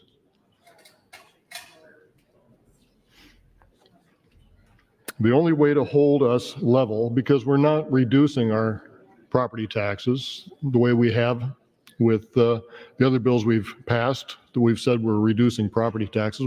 We're holding our property taxes level at this point in time, and that's an achievement. That's something that we haven't done before. We ought to be very proud of what we've done. We need people to take advantage of this. It's on your tax form. Take advantage of it. With that, I yield the rest of my time to Senator Slama. Thank you, Senator Lowe. Senator Slama, you have 3 minutes, 5 seconds. Thank you, Mr. President, and thank you very much, Senator Lowe. I find myself agreeing very much with Senator Hardin, although I would adjust his comparison of LB 388 slightly. I would say that our current tax system is bleeding from the carotid, and to address that, LB 388 tries to put a Band-Aid on your pinky. If you look at the text of LB 388, if you already claim the 1107 property tax relief credits, you will see no property tax relief as a result of this bill. You will be paying more taxes on items that you and your family buy. I'll say it again. If you already claim the 1107 property tax credit, you will be seeing no tax relief as a result of this bill. Now, Senator Kauth got up and talked about her constituents in Millard not claiming the credit. The credit exists. I mean, if you can't go through TurboTax and click the box that you own a house and that you're eligible for this credit, that's on you. And moreover, I wasn't aware that the property tax crisis our state is facing was focused in the neighborhoods of Millard. As I understand it, our property tax crisis is rooted in our rural economies, our farmers who support our economies, and who are already taking this credit. What we're doing here is taking the air out of our potential of doing something big. We've already invested billions in property tax relief over the last few years. We put $1 billion last year towards public school funding with foundation aid for our rural schools for the first time. LB 388 doesn't do anything transformational. The only thing it transforms is that if you're already taking your 1107 credit, you're going to be paying more in taxes and items you already buy. Read the bill. Thank you, Mr. President. Read the bill. I know people are being promised right now, well, we'll take out blank part you don't like in a special session. We're already well on our way to a special session, and the things that we're promising are taking out parts of the bill that we're going to vote on that you don't like. We're going to be back here already. So don't vote for a bill that you don't like because we'll come back and fix it this summer. Come back this summer with the attitude that we can do something transformational with our tax code. Believe that we can do more than this for the taxpayers of the state of Nebraska. Thank you, Mr. President. Thank you, Senator Slama. Senator Hunt, you're recognized to speak. Thank you, Mr. President. Believe that we can do more than this for the taxpayers of Nebraska. Senator Slama said that exactly right. As usual, Senator Slama and Senator Lowe are making perfect sense, are saying exactly the right things. And a vote for cloture on this bill, you know, folks, it's 10:45 a.m. on the last day of session. We're not going to fix this bill. And looking at the vote card for this, there's a lot of people in the middle. There's a lot of leaners going one way or the other who are talking about fixing the bill. The time we're going to have to fix the bill is going to be in a special session when we start from scratch. And it sounds like that's where we're heading. It's not my preference, but I don't fear a special session. I think that the way that this hurts taxpayers and businesses and consumers in Nebraska makes it the wrong solution for Nebraskans. It's not going to be transformational. Responding to a few comments made, first of all, landlords never lower the rent. The rent never goes down. I would challenge any property owner who's a landlord in this body, I think there's at least 9 or 10 of you, to name one time you lowered the rent for your renters because you got a property tax credit. And what's LB 388 going to give you for property tax credit? $100 that you then pay back for all the taxes you pay on your pop and candy, et cetera. Raising taxes on digital ads is going to really be a blow for small businesses, especially in your small communities. If there's any small business that exists in rural Nebraska that's just depending on the population locally to keep it afloat, that's not going to work for much longer in this economy. You've got to be online. You've got to be advertising. It's the way business works for the vast majority of businesses, of course, not all.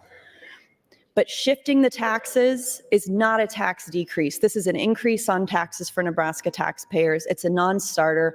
All of you know it. I think that we should just dispense with this bill. And I would like to give the rest of my time to Senator Danielle Conrad. Thank you, Mr. President. Thank you, Senator Hunt. Senator Conrad, you have 2 minutes, 43 seconds. Thank you, Mr. President. Thank you, Senator Hunt. Friends, what are we doing here? At the same time that we're pushing forward with, and I think I said one of the largest, and I apologize if I misspoke, and thanks for clarifying, this would be the second largest tax increase in Nebraska history.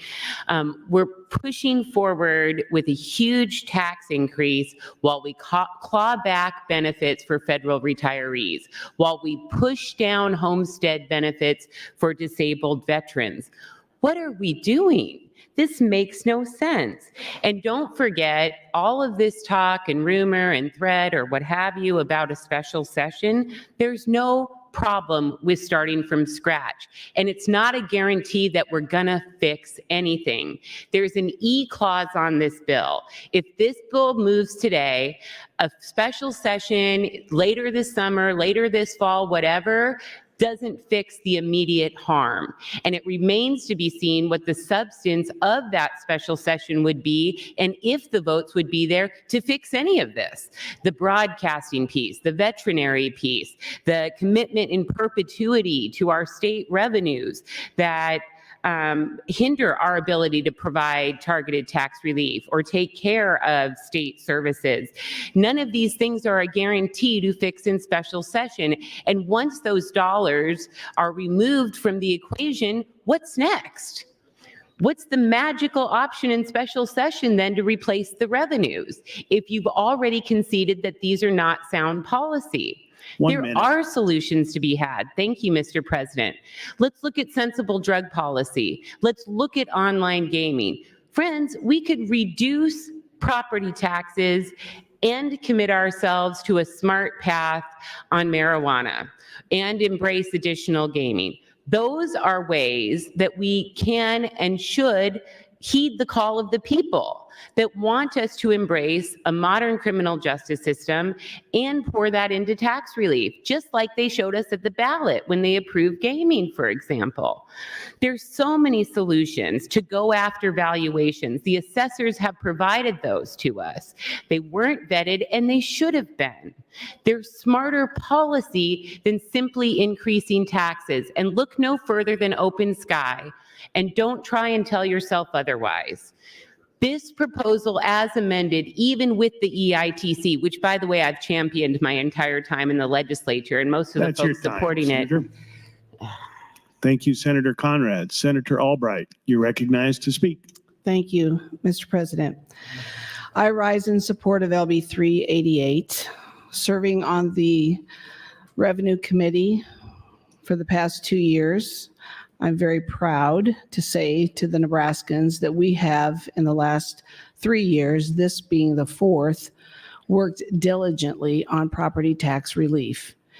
And every year we get a little bit further, but to those who are going to be here next year, this particular year on 388, we were asked by the governor to reduce the property taxes by 40%. And as much energy as we've put into this, we'll be lucky to get to 22%, but it's a move. It's a move in the right direction. If we don't do this today, am I interested in coming back and spending $40,000 or however much it costs to have us all come back for a special session and use taxpayer dollars? That's not real smart to be able to do something like that. But this earned income tax credit, right now, people are getting anywhere from like like around 10%. It'll improve up to like 15%, but 33% of the population, 121 working household families, will be benefiting by this. When we met all summer long and into the fall with all the different organizations that have been talked about here, and they all did say, yes, we're with you, we're with you, we're with you. And the governor's message was, we're all spending too much money, including us at the state level. It's not just cities, counties, and schools. But if we don't do this, today, these caps won't be on cities, schools, or counties. Our taxes are bound to go up. I understood even in Lancaster County, get ready, 32%, they could go up if we do nothing. If we do nothing, we have property taxes, 6% increase in compensation for understaffed law enforcement officers, firefighters, correction officer positions. So we're just going to forget about them. Don't worry about them. That's above and beyond the cap that the cities and counties will have. Are we not in need of law enforcement? Do we want them to build their different groups up so they don't have to keep jumping from one organization to another? Do they not deserve an increase in their wages to keep them in one particular county or city? You know, we've got a lot of things that we've worked out through the last 2 years that I've spent on revenue. But I think the audacity to look at our revenue committee like we don't know what we're doing and we haven't tried. And people can giggle what they'd like behind me, but we have tried to work with everyone. When you have people behind the glass, and this is my last hurrah, so I get to say whatever I want to say, for the people, for my district, for the people who I represent throughout the state of Nebraska. When we have groups that worked with us in good standing, that everybody kept saying, yes, we're with you, we're with you. But we have taken so much out of this bill, and this is what we have to work with today. We don't do this. 1 minute. Our schools aren't going to be funded the way they are. We were going to be 8th in the nation. When I came here, it's like 48th, 49th. You know, maybe if this passes, we'll get to 28th. That's a huge step. But 8th would have been better. When I came in 8 years ago, all of us said, hey, we're going to tackle this TO, so we're going to do this, we're going to do that. We all stood on property taxes and reducing them. But if we can't control spending at all levels of government, and the people of Nebraska expect something out of us, that we're going to get something done, we say no to 388 today. We're letting down all of Nebraska. And just because it's Senator Slama's FA 451 is about the broadcasters, geez, if they just take the money they just spent in the last 4 or 5 days telling all of our folks to call their senators. That's your time. Thank you. Thank you, Senator Albright. Senator Erdman, you're recognized to speak. Thank you, Mr. President.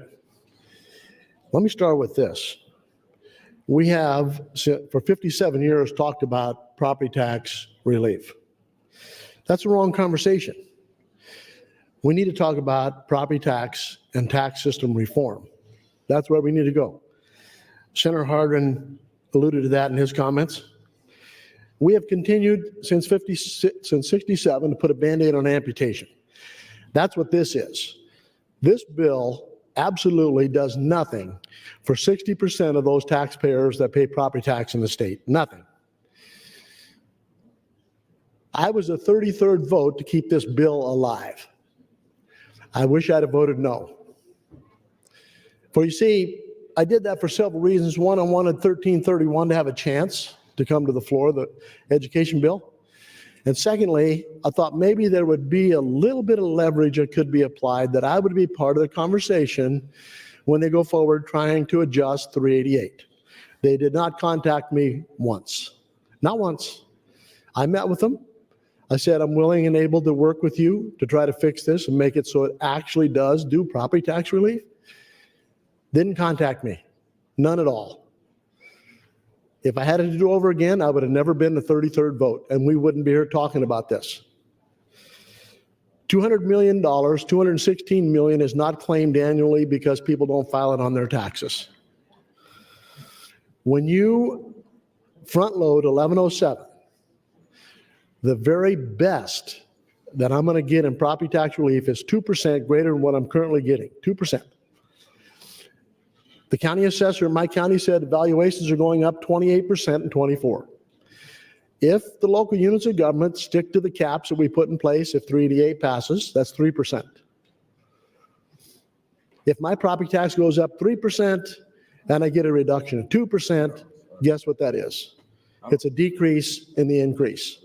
This bill doesn't mean squat to anybody. Bring on the special session. Let's talk about what we can do to make this work. This is not it. And I guarantee you this, I won't cast the 33rd vote again for something like this, thinking I was going to get some kind of leverage or have an opportunity to talk about the solution. And you might say, I have a bad attitude because you didn't contact me. You're exactly right. Because this is not the solution. Taxing one candy bar, not another, is not the solution. You have to broaden the base, and I mean broaden the base, not with these things that they're trying to do here. They don't mean anything.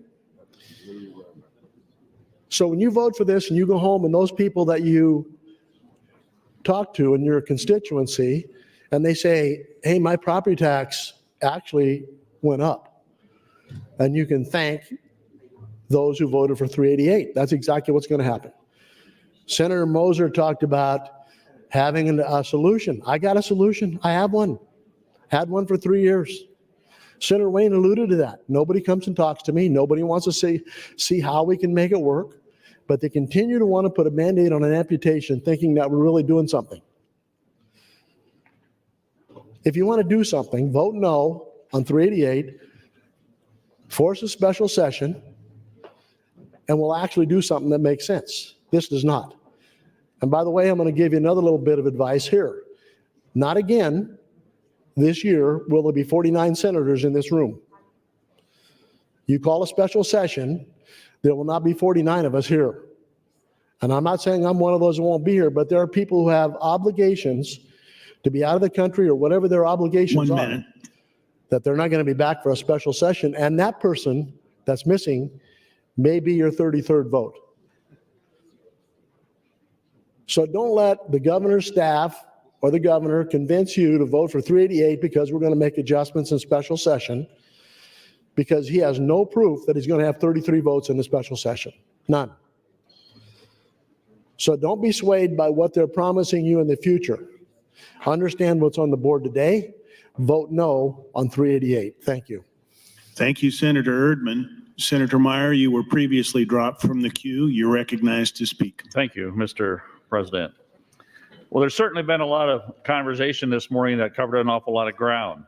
And I've had the fortune to be kind of on the sidelines of the last 7 years and watch what was going on down here. And the first thing that I remember every year that the governor and the legislature would always make the promise, no new taxes, no new taxes. Well, the truth of the matter is they were letting something called property valuation increases do the dirty work for them. I know that sounds kind of harsh, but that's the exact things that happened as you went across Nebraska. And if you surveyed 100 people in District 41, 100 people would say, I would gladly take the taxes in 388 if I could have some sort of property tax relief. And I mean, that's without debate in my area. There's also been some talk about border bleed. You want to talk about border bleed? Let's talk about farmland real estate values and taxes to the south, north, east, 20% of what they are in Nebraska. If there's border bleed, it's people going there to invest their hard-earned money rather than investing in farmland in Nebraska. And that's a huge difference, a huge difference. And the other thing that has hit me here that we've heard a lot about, and maybe justifiably so, about what a hardship caps would have on city, county, fire departments, EMS, and all that, in all of those very, very good services that we definitely need. Why would you vote against this when those are, when this state revenue goes directly to help all of those services? I mean, I guess I just don't understand that. And it will be interesting to know that come August, if that's when the time comes, that we're going to all sit down as one big family and work this whole thing out. Well, that hasn't happened over the last 30 years, and I haven't seen anything new and earth-shaking and transformative come out of it. This was the closest thing we've had to being transformative. If we could have passed the 1% sales tax, we'd have had $3,000 foundation aid per student, and that would have been transformative to every school district in District 41. That would have been huge. So I guess I'm in support of 388. I think the tax increases are taking off the exemptions is very, very common sense. When you talk to people about those in relationship to the real estate taxes, it's pretty much, oh yeah, I'd gladly make that trade. So with that, I'll yield some time to Senator Linehan. Senator Linehan, you have 1 minute, 50 seconds. Thank you. And thank you, Senator Meyer. Here, I want to talk about something we haven't talked about near enough this morning because it wasn't my idea, but I thought it was a good idea. In this bill is a 5% increase in EITC, Earned Income Tax Credit. 5%, $150. Now that might not sound like much, but I figured how much would you have to spend to pay $150 in sales tax? You would have to spend over $2,100 on pop and candy and cigarettes and CBD. Over $2,000 to make up for what the Earned Income Tax Credit on average would provide working low-income families. Nobody has talked about that this morning, especially those that came and made an offer so we could get to final. It's ridiculous. So we are actually providing in this bill a tax break to low-income working people. I think Senator Raybould talked about that. Others have talked about this hurts them. Only if they spend over $2,000 on pop and candy. That's what they would have to spend to make up for the loss of the increase in Earned Income Tax Credit. That's what compromises are supposed to do. We had a discussion last week. We had several senators say, I can support it if we have this. We included it in the bill. And somehow, because of the lobby. That's your time. Thank you. Thank you, Senator Linehan. Senator Hunt would like to announce some guests in the north balcony. Fourth graders from St. Pius X and St. Leo School in Omaha. Please stand and be recognized by your Nebraska Legislature.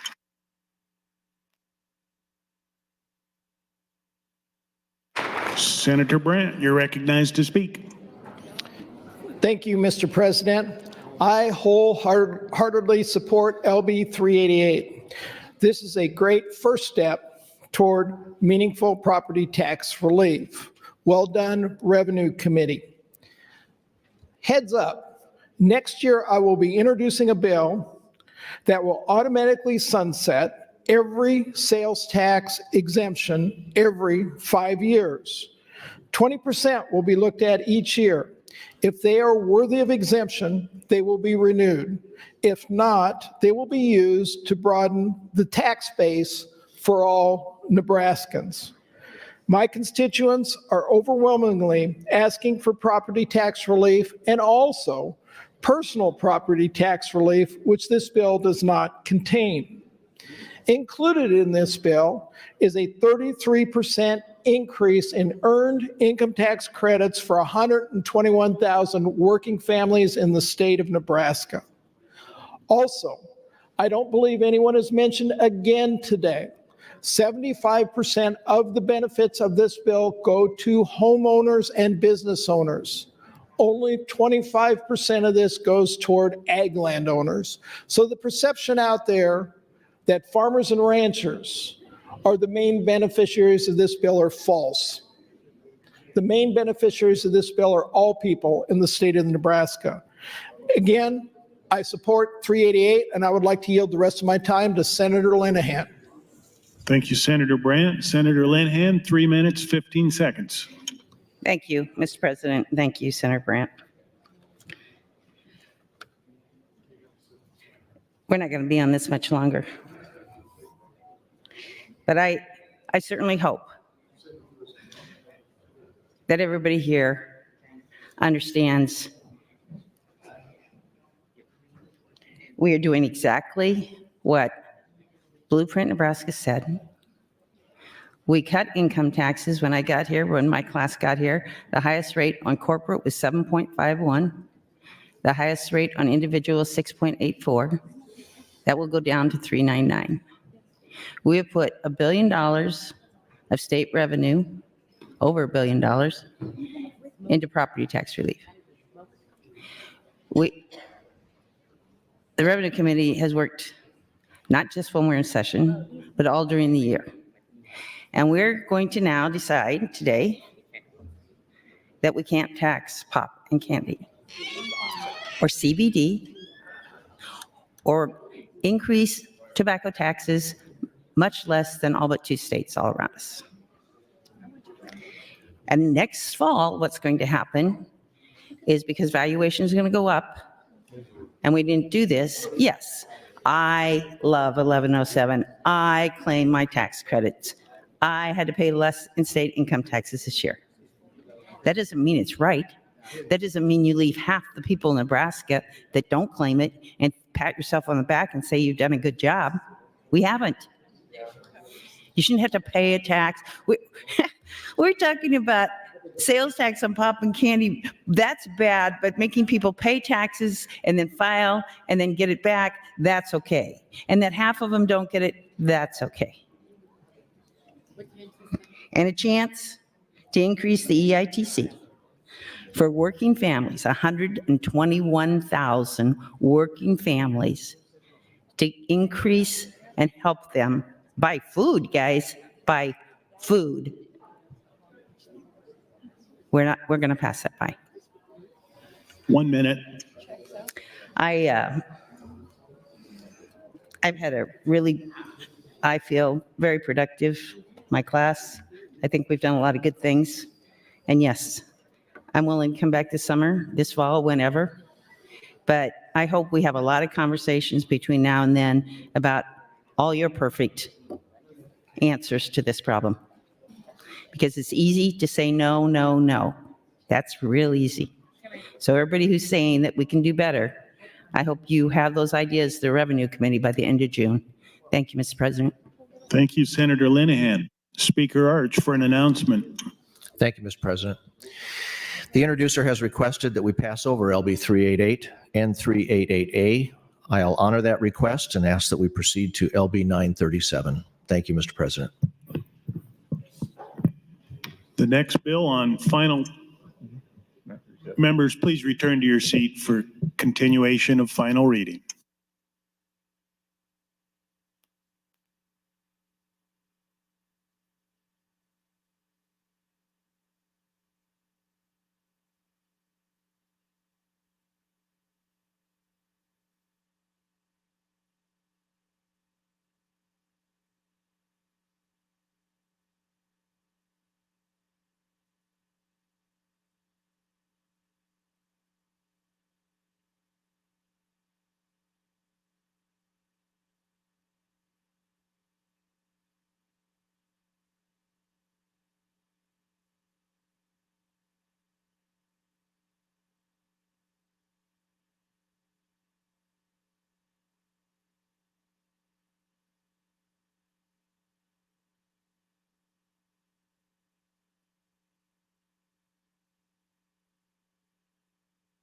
Mr. Clerk, for items.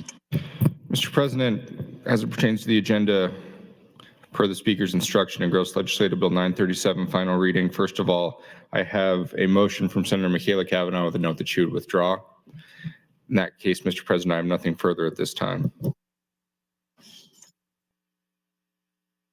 The first vote on LB 937 is to dispense with the at-large reading. All those in favor vote aye. All those opposed vote nay.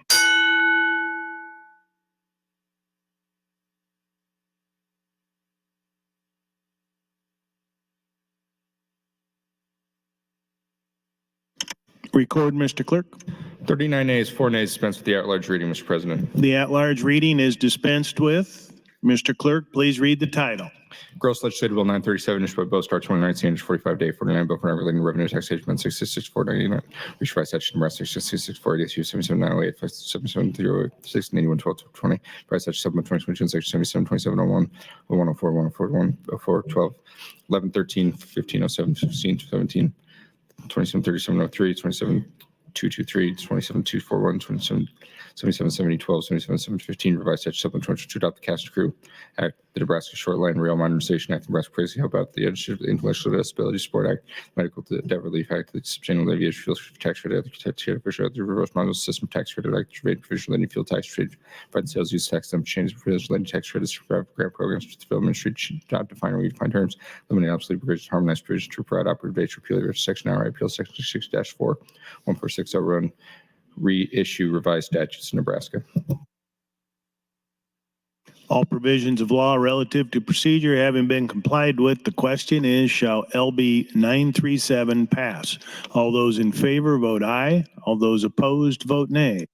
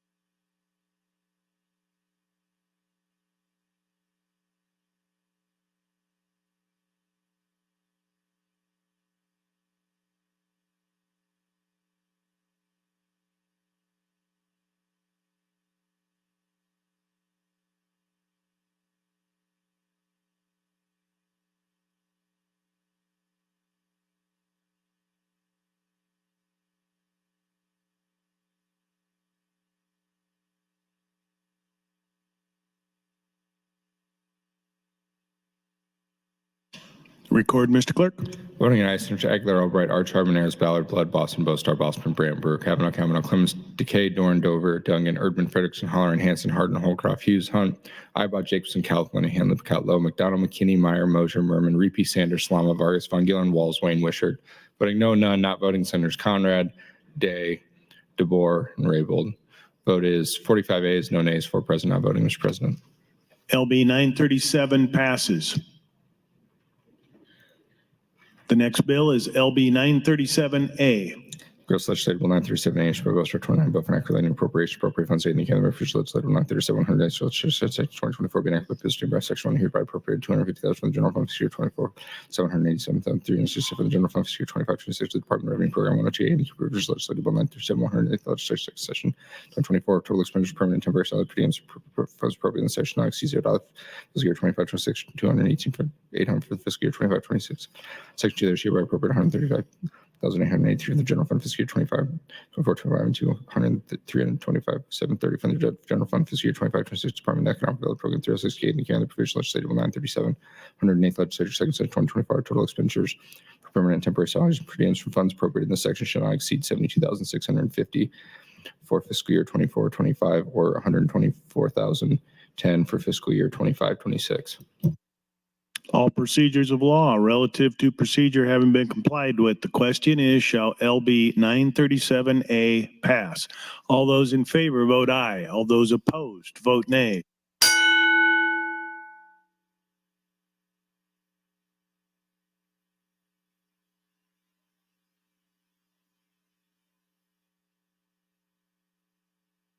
Record.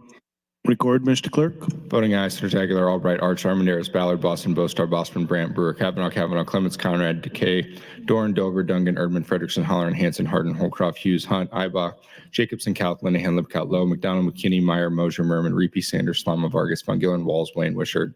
Voting no, none, not voting, Senators Blood, Day, DeBoer, and Raybold. Vote is 45 ayes, no nays, 4 present not voting, Mr. President. LB 937A passes. The next bill is LB 1023. The first vote is to dispense with the at-large reading. All those in favor vote aye. All those opposed vote nay.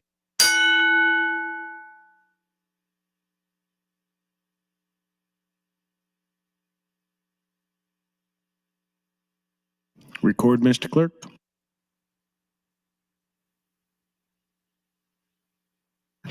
Forty ayes, 3 nays to dispense with the at-large reading, Mr. President. The at-large reading is dispensed with. Mr. Clerk, please read the title. Ingress Legislative Bill 1023, introduced by Von Gillen, Aguilar, Ballard, Bostar, Brandt, Conrad, Decay, Holcroft, Hughes, Ibach, Kathleen, and Lowe, Merman, Reapy, Vargas, Brewer, Albright, and Blood. It's a bill for collecting revenue and taxation and Section 77, 2733, 86704, revised statute Nebraska 77908, 773806, 6831, 81523, sub 2022, Section 772701, 271507, 772716, 2717, 272734, revised at supplement 2023, to adopt the Relocation Incentive Act, to provide for adjustments to federal adjusted gross income for non-residents, for certain businesses, for research or experimental expenditures, and the cost of certain property, to change related to taxation and non-resident income, provide for additional incentives in the Imagine Nebraska Act, change the occupation tax related to telecommunications services, harmonized provision brought in today, provide severability, repeal the original sections.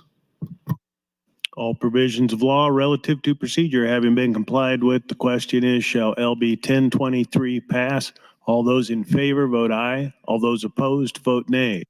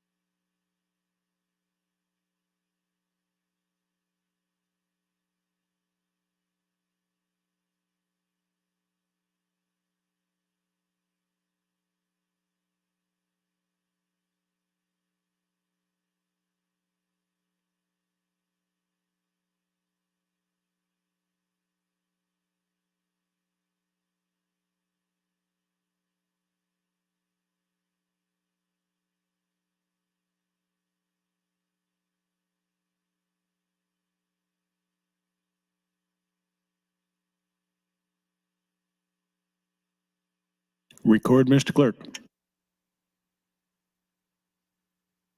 Voting aye, Senator Aguilar, Albright, Arch, Armandaris, Ballard, Blood, Boston, Bostar, Bosman, Brandt, Brewer, John Kavanaugh, Clements, Conrad, Day, DeBoer, Decay, Dorn, Dover, Duncan, Erdman, Frederickson, Halloran, Hanson, Hardin, Holcraft, Hughes, Hunt, Ibaugh, Jacobson, Kathleen, and Lippincott, Lowe, McDonald, McKinney, Meyer, Moser, Merman, Raybold, Reapy, Sanders, Lama, Vargas, Von Gellern, Walls, Wayne, and Wishart. Voting nay, none, not voting Senator Michaela Kavanaugh.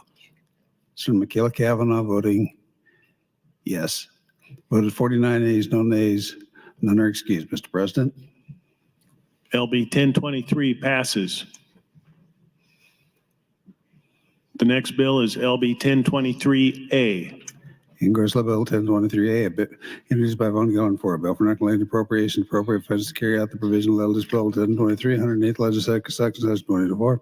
Being acted by the people that was appropriated $242,570 in the general fund rate by 2425, $0 from general fund 2526, the Department of Revenue Program 102 to carry out the provision of legislative bill 1023, 108th legislative section, section 2024. No expression determines that operating size and pertains to the state employees being funded appropriate in this section. All provisions of law relative to procedure having been complied with, the question is, shall LB 1023A pass? All those in favor vote aye. All those opposed vote nay.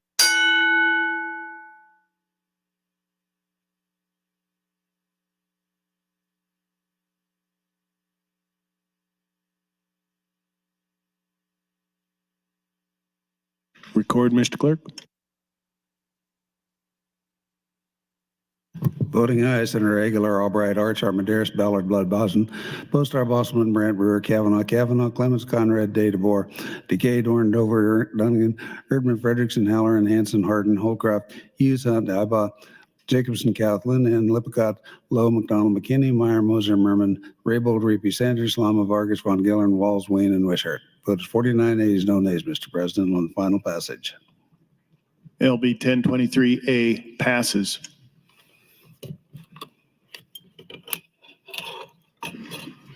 The next bill is LB 1317 with the emergency clause. Mr. President, the first item on the bill, Senator Michaela Kavanaugh had MO 1398. I have a motion to withdraw. Without objection, so ordered.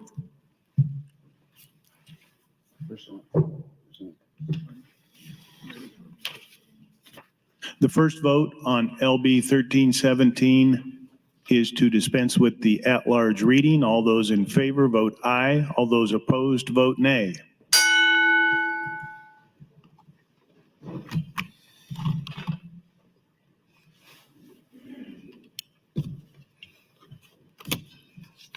Record, Mr. Clerk. 41 ayes, 6 nays to dispense with the at-large reading. The at-large reading is dispensed with. Mr. Clerk, please read the title. Ingress Legislative Bill 1317 and Linehan 39, a bill for enacting law amendment section 21207, 9810, 91104, 13520, 18204, 182103, 44314, 6301, 3002, 603191, 664105, 701002, 771011, 11 to 106, 7713 33, 7713 59, 7727 04 66, 7732, 7557, 7758, revised statute Nebraska section 43 5 12 12, 66482, 77202, 20201, 2023, 7730, 75601, 776831, revised statute Keem sub 2022, section 9 1110, 1302, 1303, 1304, 1308, 7013 11, 77 2015, 2701, 2702, 77 2704, 27 2016, 77 4405, 48406, 85 2601, 8 2602, 85 2603, 82 230101, 85 2603, revised act Keem sub 2023 to adopt the Good Life District Economic Development Act, Financial Institution Data Act, the Gambling Winnings Set Off Outstanding Debt Act.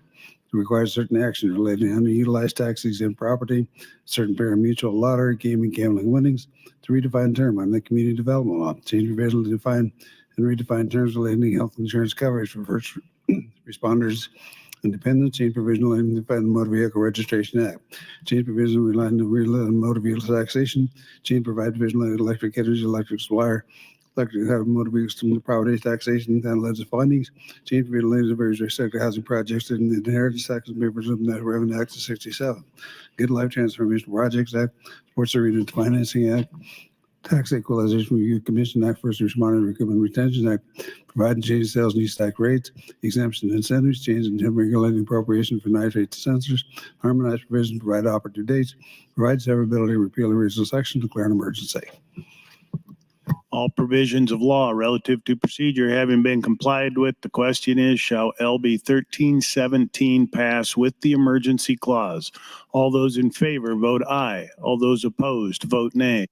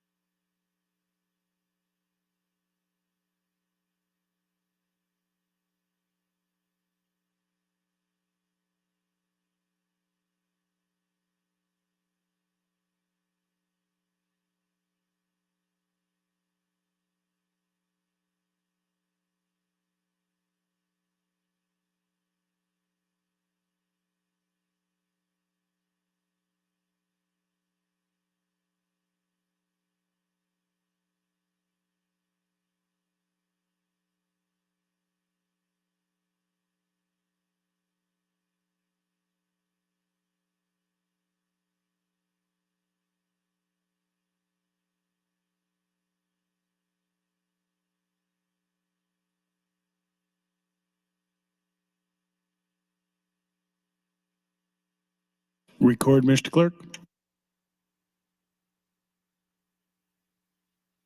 Voting aye, Senator Aguilar, Albright, Arch, Armandaris, Ballard, Blood, Boston, Bostar, Bostelman, Brand, Brewer, Kavanaugh, Clemens, Conrad, Day, DeBoer, Decay, Dorn, Dover, Duncan, Urban, Frederickson, Halloran, Hanson, Hardin, Holcraft, Hughes, Hunt, Ibaugh, Jacobson, Linehan, Lippincott, Loeb, McConnell, McKinney, McMeyer, Moser, Merman, Raybold, Reapy, Sanders, Lama, Vargas, Von Gillern, Walls, Wayne, and Wishart. Voting nay, none. Not voting, Senator Kauth. Senator Kauth voting yes. Vote is 49 ayes, no nays. None are excused, Mr. President. LB 1317 passes with the emergency clause.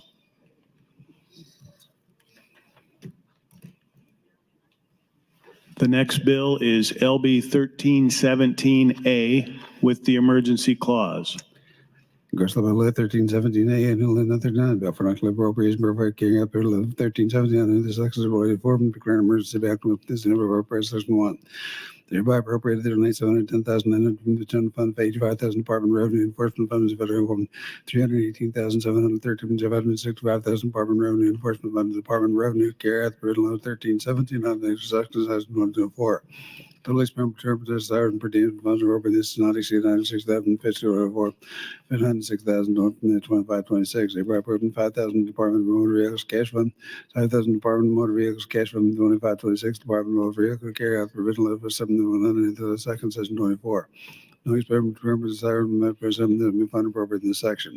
Section 3 is appropriate 95,000 fund 75,000 fund funds told the Department of Energy Board with the 533 carrying out the provisional of 13,700 for section 24. No expenditure is thousand pertains from the state employees to be fund appropriate in this section. Section 4, since an emergency exists, this act shall take effect and pass and approved according to law. All provisions of law relative to procedure having been complied with, the question is, shall LB 1317A pass with the emergency clause? All those in favor vote aye. All those opposed vote nay.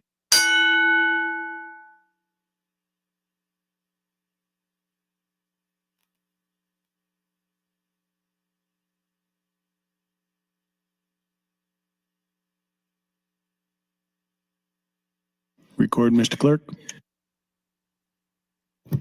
Voting aye, Senator Aguilar, Albright, Arch, Armandaris, Ballard, Blood, Boston, Bostar, Bostelman, Brad, Brewer, Kavanaugh, Clemens, Conrad, Day, DeBoer, Decay, Dover, Duncan, Erdman, Frederickson, Halloran, Hanson, Hardin, Holcraft, Hughes, Hunt, Ibaugh, Jacobson, Kauth, Linehan, Lippincott, Lowe, McDonald, McKinney, Meyer, Moser, Merman, Raybold, Reapy, Sanders, Lama, Vargas, Von Gillern, Walls, Wayne, and Wishart. Vote is 49 ayes, no nays. None are excused, Mr. President. LB 1317A passes with the emergency clause. The next bill is LB 1363. Mr. Clerk for motions. Thank you, Mr. President. The first motion, Senator Michaela Cavanaugh had MO 1393, but I have a note she wishes to withdraw that. Without objection, so ordered. In that case, Mr. President, Senator Dover would move to recommit LB 1363 to committee.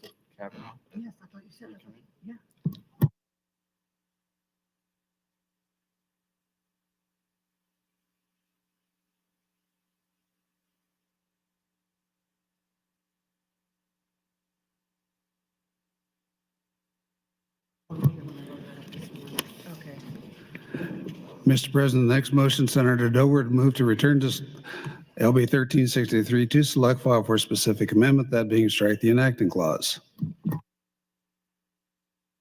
Senator Dover, you're recognized to open on your motion.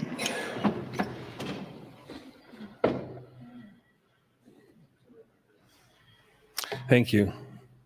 The first thing I'd like to say is there's things that the other senators are trying to achieve here, which is, of course, getting rid of the inheritance tax. And I would say that the inheritance tax should go away. It's an unfair tax. It is really burdening a small number of people who are then going to pay for a number of things that they shouldn't have to pay for. And I really think the whole idea behind taxation is fair taxation, and where that expense is spread out over a larger number so it doesn't unfairly burden a smaller number of people. And I do believe that Senator McDonald has some very nice things in there too, but the problem I really have is the funding source. So I really have no issue with what's trying to be funded here.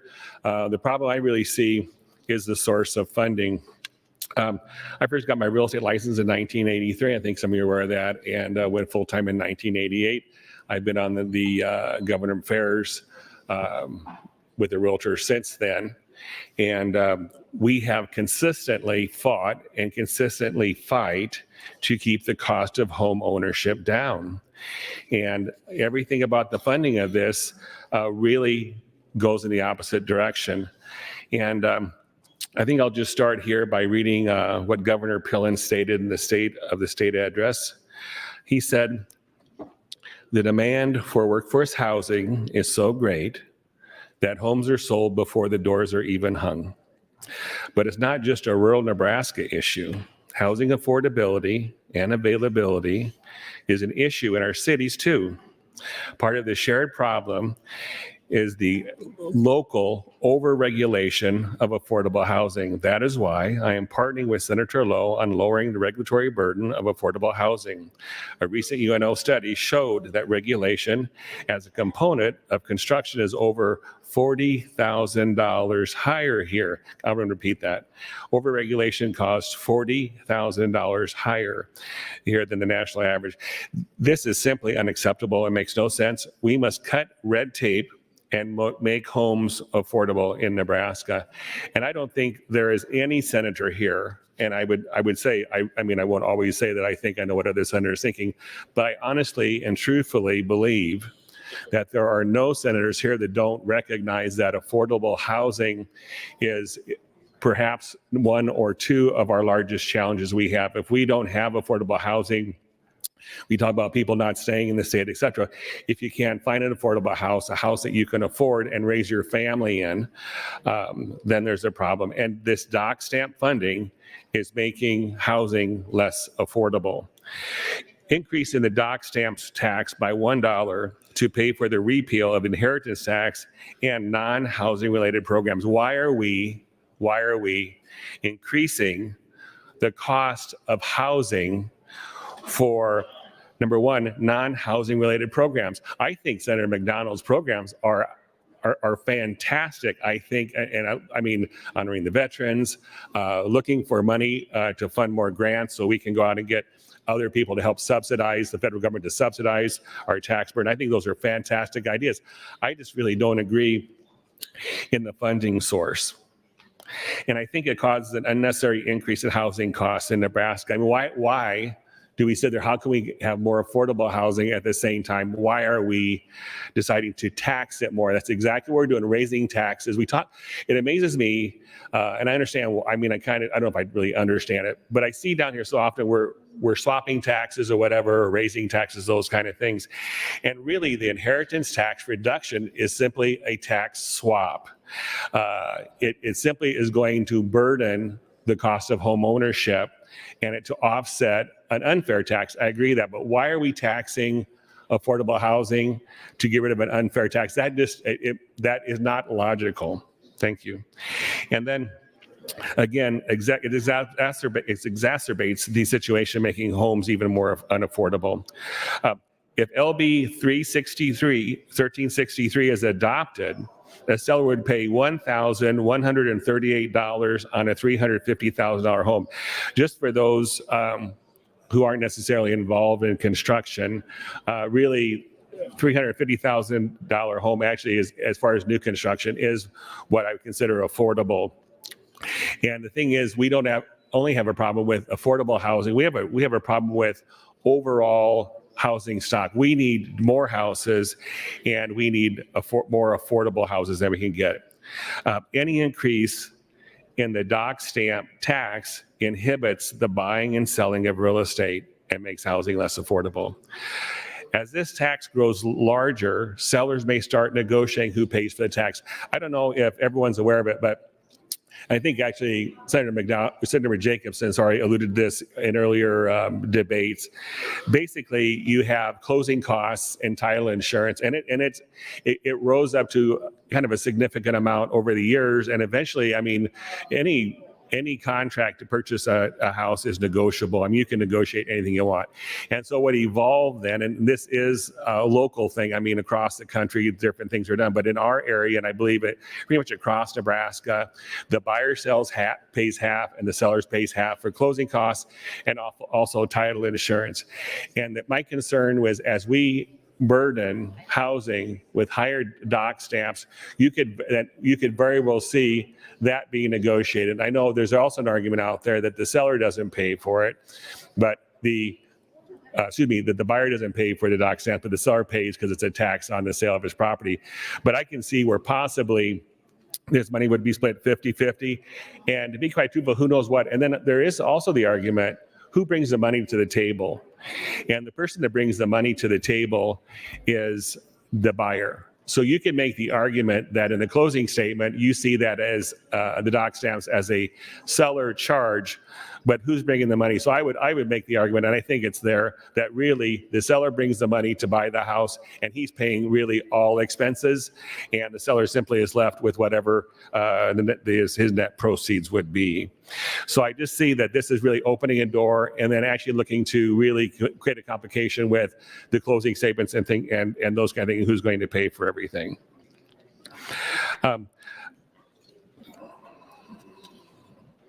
One thing I've heard also is, when's the last time that we raised the dock stamps?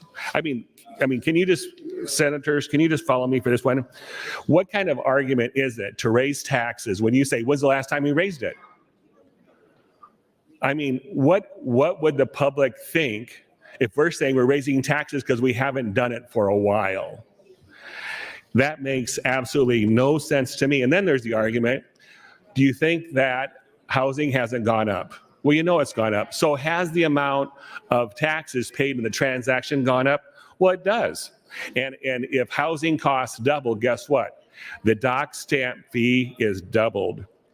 And so I think this argument that, well, it hasn't, when was the last time it was raised, hasn't been raised for a while. Well, one reason it hasn't been raised because the realtors have diligently and consistently fought to keep housing affordable and not increase the cost of housing to transfer title to go to a new buyer. So I would advocate, do a big shout out for the Realtors Association for fighting increases in dock stamps so we can keep housing more affordable. And according to the National Association of Home Builders, in 2023 priced out estimates in Lincoln, for every $1,000 increase in the price of a home, an additional 70 households are priced out of the property. Can I repeat that? For every $1,000 increase in the price of a home, an additional 70 households are priced out of the property. So you can, do the math, look at the increase. But I mean, we are telling people who might be able to afford a home that, sorry, 1 minute. You're not going to qualify. Thank you. You're not going to qualify for this house. And again, you can make the argument the seller's paying it, but no, the buyer brings the money, the buyer's paying it. Also, affordable housing in Nebraska is, again, I said this before, it's death by 1,000 cuts. Every increase is just a few $100s here and there, but those increases add up and price families out of homes. Property owners who are transferring property should not be taxed to pay for something completely unrelated to the transfer of housing. Can I repeat that? This tax, I'll take it back. There was an agreement where Senator McDonald said, well, I'm going to move some of that money over to affordable housing. So that went, I believe, was either 8 or 10 cents. I am sorry, when you're raising it as much as they're raising it, and then they give Affordable Housing Trust Fund 8 or 10 cents, I don't think that's really a commitment of funds for that. LB 1386 is a tax shift and will harm Nebraska property owners. Thank you. Thank you, Senator Dover. Senator Conrad has some guests in the north balcony. 9th graders from North Star High School, please stand and be recognized by your Nebraska Legislature.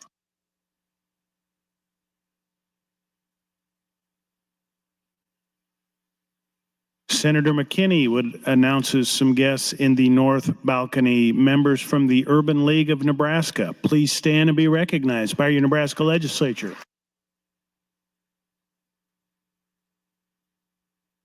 Continuing in the queue, Senator McDonald, you're recognized to speak. Thank you, Mr. President. Good morning, colleagues. Hey, I appreciate Senator Dover. He's talked to me about this legislation. He's told me his concerns. I disagree with him, but I do appreciate him reaching out, contacting me, and wanted to have a discussion. Just a little refresher of where we were and where we've come through the Revenue Committee, what we've done, some compromising on the floor with some senators, and where we are today. LB 1363 is designed to refine Nebraska's Documentary Stamp Tax Act, enhancing business and economic growth with a particular focus on the state's military sector. This includes key initiatives like the Department of Defense Skill Bridge Program, which facilitates a smooth transition for service members into civilian life through relevant industry training and apprenticeships or internships during their last 100 days of service to our country. This program is crucial for retaining talent in our state, enriching the lives of our veterans, and spurring economic development. Initiated in 1968 following the proactive repeal of Federal Documentary Stamp Act in 1965, the documentary stamp tax has been a cornerstone of our state's financial strategy. The last revision in 2005 set the tax rate at $2.25 per thousand of value, highlighting our commitment to addressing community needs and promoting statewide growth. Given the 59% increase in Consumer Price Index, CPI, since 2005, the amendment proposes a modest increase in the documentary stamp growth. Given the 59% increase in Consumer Price Index, CPI, since 2005, the amendment proposes a modest increase in the documentary stamp tax. This amendment aims to generate sustainable revenue for our companies and facilities and significant reduction in the inheritance tax, thereby balancing the needs of Americans with this responsibility. The proposed amendment introduced substantial revisions and significant reduction in inheritance tax rates. Class 2 beneficiaries 2% from 15% and 11% respectively, while maintaining the existing exemption beneficiaries 2% from 15% and 11% respectively, while maintaining the existing exemption amounts. The strategic adjustment underscored our commitment to fiscal prudence and community support. Furthermore, the amendment details enhancement of key areas. The Affordable Housing Trust Fund will see increased fund to better coordinate low-income housing efforts statewide. The Military Fund will capitalize on the potential Housing Trust Fund will see increased fund to better coordinate low-income housing efforts statewide. The Military Fund will capitalize on the potential of the 2,000 individuals separating or retiring from Offutt Air Force Base each year by aligning with the Skill Bridge program, mirroring successful strategies employed by states like Florida and Texas. This initiative not only aids our veterans, but also fortifies Offutt against base realignment and closure threats in the future. The creatively, with over one potential funds missed last year due to an inadequate allocation or lack of applications altogether, this office will ensure Nebraska is better positioned to leverage the tens of millions of dollars available for our state initiative over the next decade. Moreover, federal quality health centers will intend to secure and utilize available funds more diversify their focus on serving the homeless and the residents of public housing, with specific emphasis on supporting the mission of Charles Drew Omaha to cater to the communities. This targeted approach ensures that some of our most vulnerable population receives the necessary care and support. So where we are currently, and just to make sure some of the handouts that we've given to you over the last weeks, also you'll see some from Senator Clements that he has handed out. Current emphasis on supporting the mission of Charles Drew Omaha to cater to the communities. This target, the one that I handed out, you go through the current document, and that's at $2.25. It covered counties at 50 cents, Affordable Housing Trust Fund at 95 cents, Site and Building Development Fund at 25 cents, Homeless Shelter Trust Fund at 25 cents, Behavioral Health Service Fund at 30 cents. When you look at the handout that we gave you, now it's adjusting the county to $1.15, as we talked about just the inheritance tax, Affordable Housing Trust Fund to $1.13, Site and Building Development Fund to 25 cents. 1 minute. The Shelter Assistance Trust Fund to 25 cents, Behavioral Health Service fund, 34 cents. And the ones I just described, the grant service to 5 cents, village support fund to 5 cents, and the federally qualified health fund, 34 cents. And the ones I just described, the grant service to 5 cents, village support fund to 5 cents, and the federally qualified health centers 3 cents to a total of 3.5. Are we increasing? Yes, we are. Are we trying to do some things in this based on the services that the doc stamp has provided over the last 38 years? Yes. Are we reducing the inheritance, which I know Senator Clements is going to speak more in detail about that? This is not where we says that we think will put people in a better position to be the best version of themselves. That's what you're saying. Says that we think will put people in a better position to be the best version of themselves. That's what you're saying. Thank you, Mr. President. Thank you, Senator McDonald. Senator Von Gilleren, you're recognized to speak. Thank you, Mr. President. I'm not going to belabor this point, but I do want to make a few quick comments about 388 before I talk about 1353. I want to thank Senator Ann. I want to thank the governor and his staff and members of the revenue. I'm not going to belabor this point, but I do want to make a few quick comments about 388 before I talk about 1353. I want to thank Senator Ann. I want to thank the governor and his staff and members of the revenue committee for the hard work that they put into 388, hours and hours and hours of work trying to come up with a plan that could work for Nebraska. And as I said before on the mic, it wasn't perfect, but it was as close as we get. What I do know about all those folks that are resilient, we'll dust ourselves off, come back, we'll work just as hard to try and get property tax relief done for all Nebraskans. To taxpayers, I hope we can get it done this summer, because if we don't, see significant property tax increase on your next statement in that act. That's not hyperbole, that is a fact. Personally, frankly, I'll have to work through my growing cynicism about certain elements of the lobby and their win-at-all-cost strategy. This is my naivety, but surrender, integrity, and character, long-term impact. And it's a long time to earn that trust back. So good luck. In reference to 1363 and opposed the bill as it is a new tax. It's a tax that exists, but it's raising new money to do new things. The reason I split 388 because I find it ironic that if you stood against 388, somehow supposed support 1363. The reason I split 388 because I find it ironic that if you stood against 388, somehow supposed support 1363. I can't correlate the two. I understand what Senator McDonald is trying to do. It's all good things that the money go to, but we know what it is, and it is more taxation. It's an increase. And again, if you're 388, I don't know, at least 7-8 people in the queue, and we had about 9 in the queue, I think, regarding 388. So I would certainly think that the same philosophy would hold true to others regarding this bill.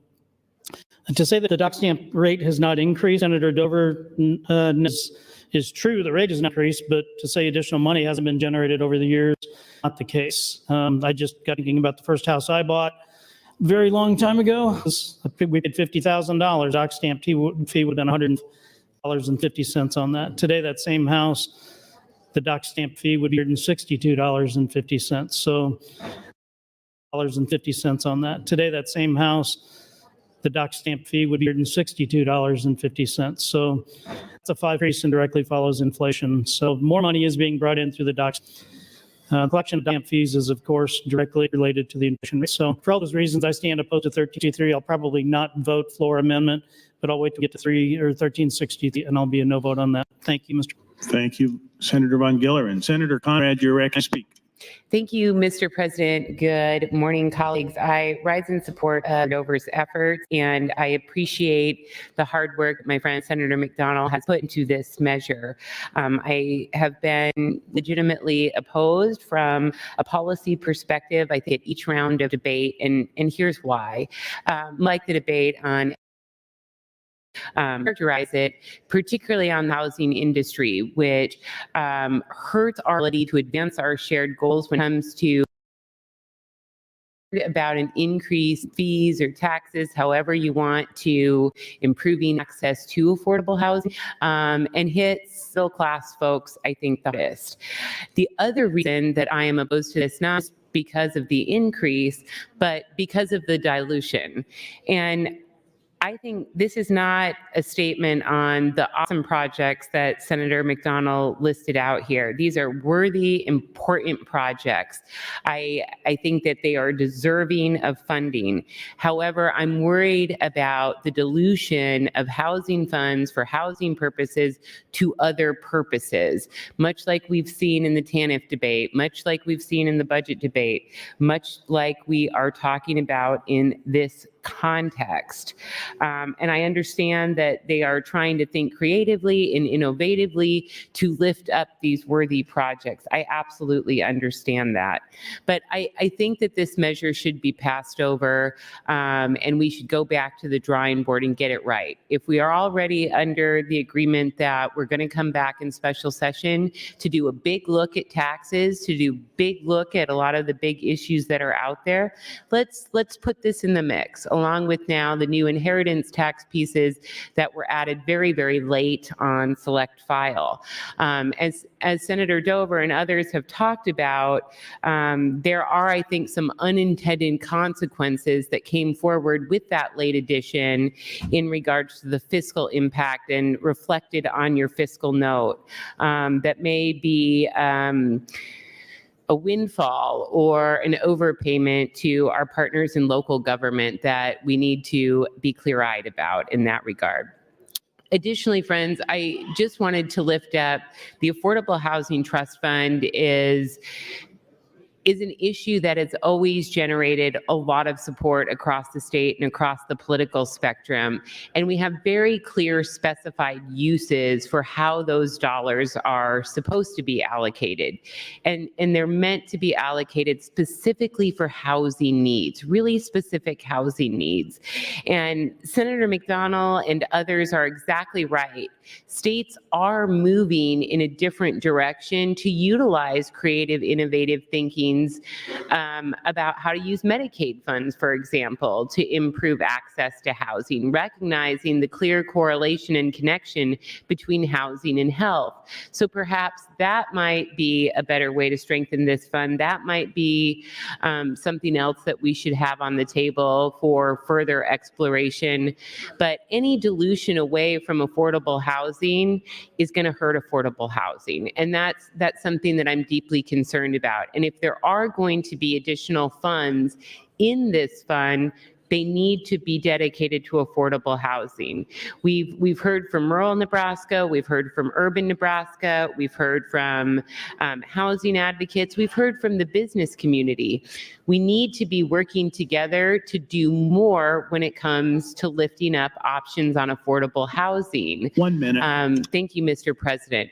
And we should be very wary about anything that would impact those shared objectives, whether that's increasing the taxes or fees, and whether that's dilution of the purpose for perhaps, again, very worthy projects, but not directly connected or tied to the specific statutory purposes the Affordable Housing Trust Fund was meant to cover, and that we should ensure fidelity there too. Thank you, Mr. President. Thank you, Senator Conrad. Senator Reapy has some guests in the south balcony, fourth graders from Karen Western in Omaha. Please stand and be recognized by your Nebraska Legislature.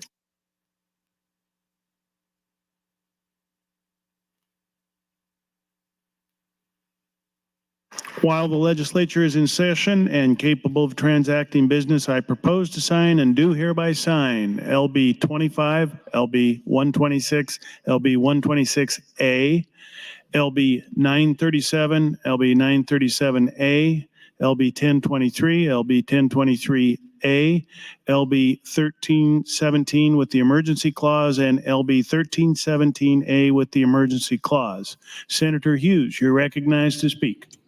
Thank you, Mr. President. I am going to say with LB 1363, I do support it for the majority that we're bringing that inheritance tax down. We're getting rid of the last tier and just starting to kind of chip away at that tax, which I think across the board, everybody understands we really do not want for the state of Nebraska. But I'm going to use this time. It was brought to my attention that today is Lineman Appreciation Day. And for those of you that don't know, linemen are the folks out there that maintain our electrical lines that are used for distribution and transmission. They have a hard job in the elements, and we don't really realize how much we need them until storms hit and you lose power. And then we really want to know what the linemen are doing.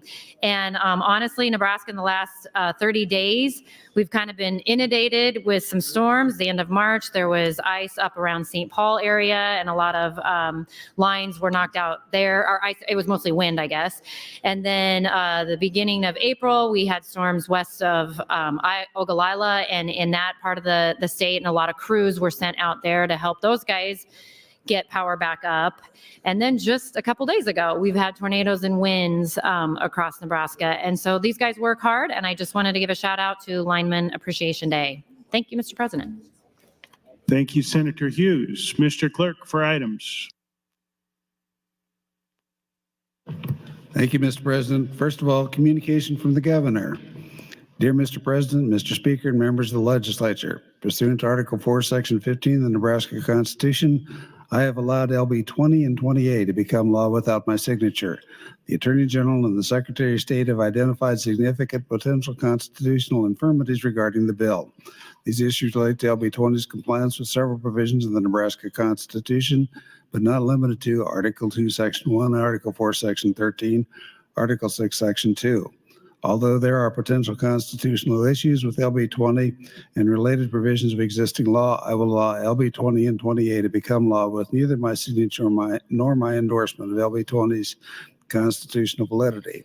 I encourage the Attorney General and the Secretary of State to promptly take such measures as are appropriate in light of the constitutional infirmities referenced above. Signed, Jim Pillen, Governor. In addition, on that matter, I have a communication from the Secretary of State, also a certificate indicated that that has been received in the Secretary of State's office. Both of those for both LB 20 and 20A communications with certificates. An additional communication addressed to the clerk from the Exec Board. Dear Mr. Clerk, under the legislature's workplace harassment policy, training on the subject of workplace harassment is required at least once each biennium for all members and employees of the legislature, and a report of all who have not taken the training must be published in the Legislative Journal at the end of each biennium. As required under this policy, in-person workplace harassment training was held on January 13, 2023, and all members and employees who did not attend the in-person training were provided with an opportunity to watch a video of the training. Pursuant to the policy, this letter is to inform you that all members and employees of the 108th Legislature either attended the in-person training or watched a video of the training during the current biennium. Should you have questions, please contact my office. That's signed by Ray Aguilar, Chairman of the Exec Board. Communication regarding the reference of LB 496, LR 496. An announcement, the Appropriations Committee will meet in room 2022 upon recess. Finally, Senator Michaela Cavanaugh would move to recess until 1:00 p.m. Members, you have heard the motion to recess. All those in favor say aye. Those opposed, nay. We are in recess.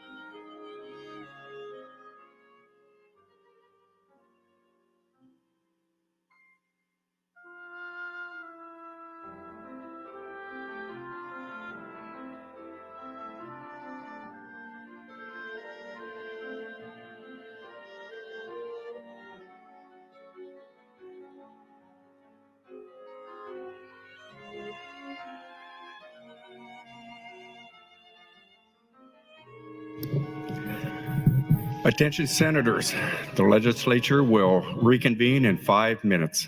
I think that's right, but we still have.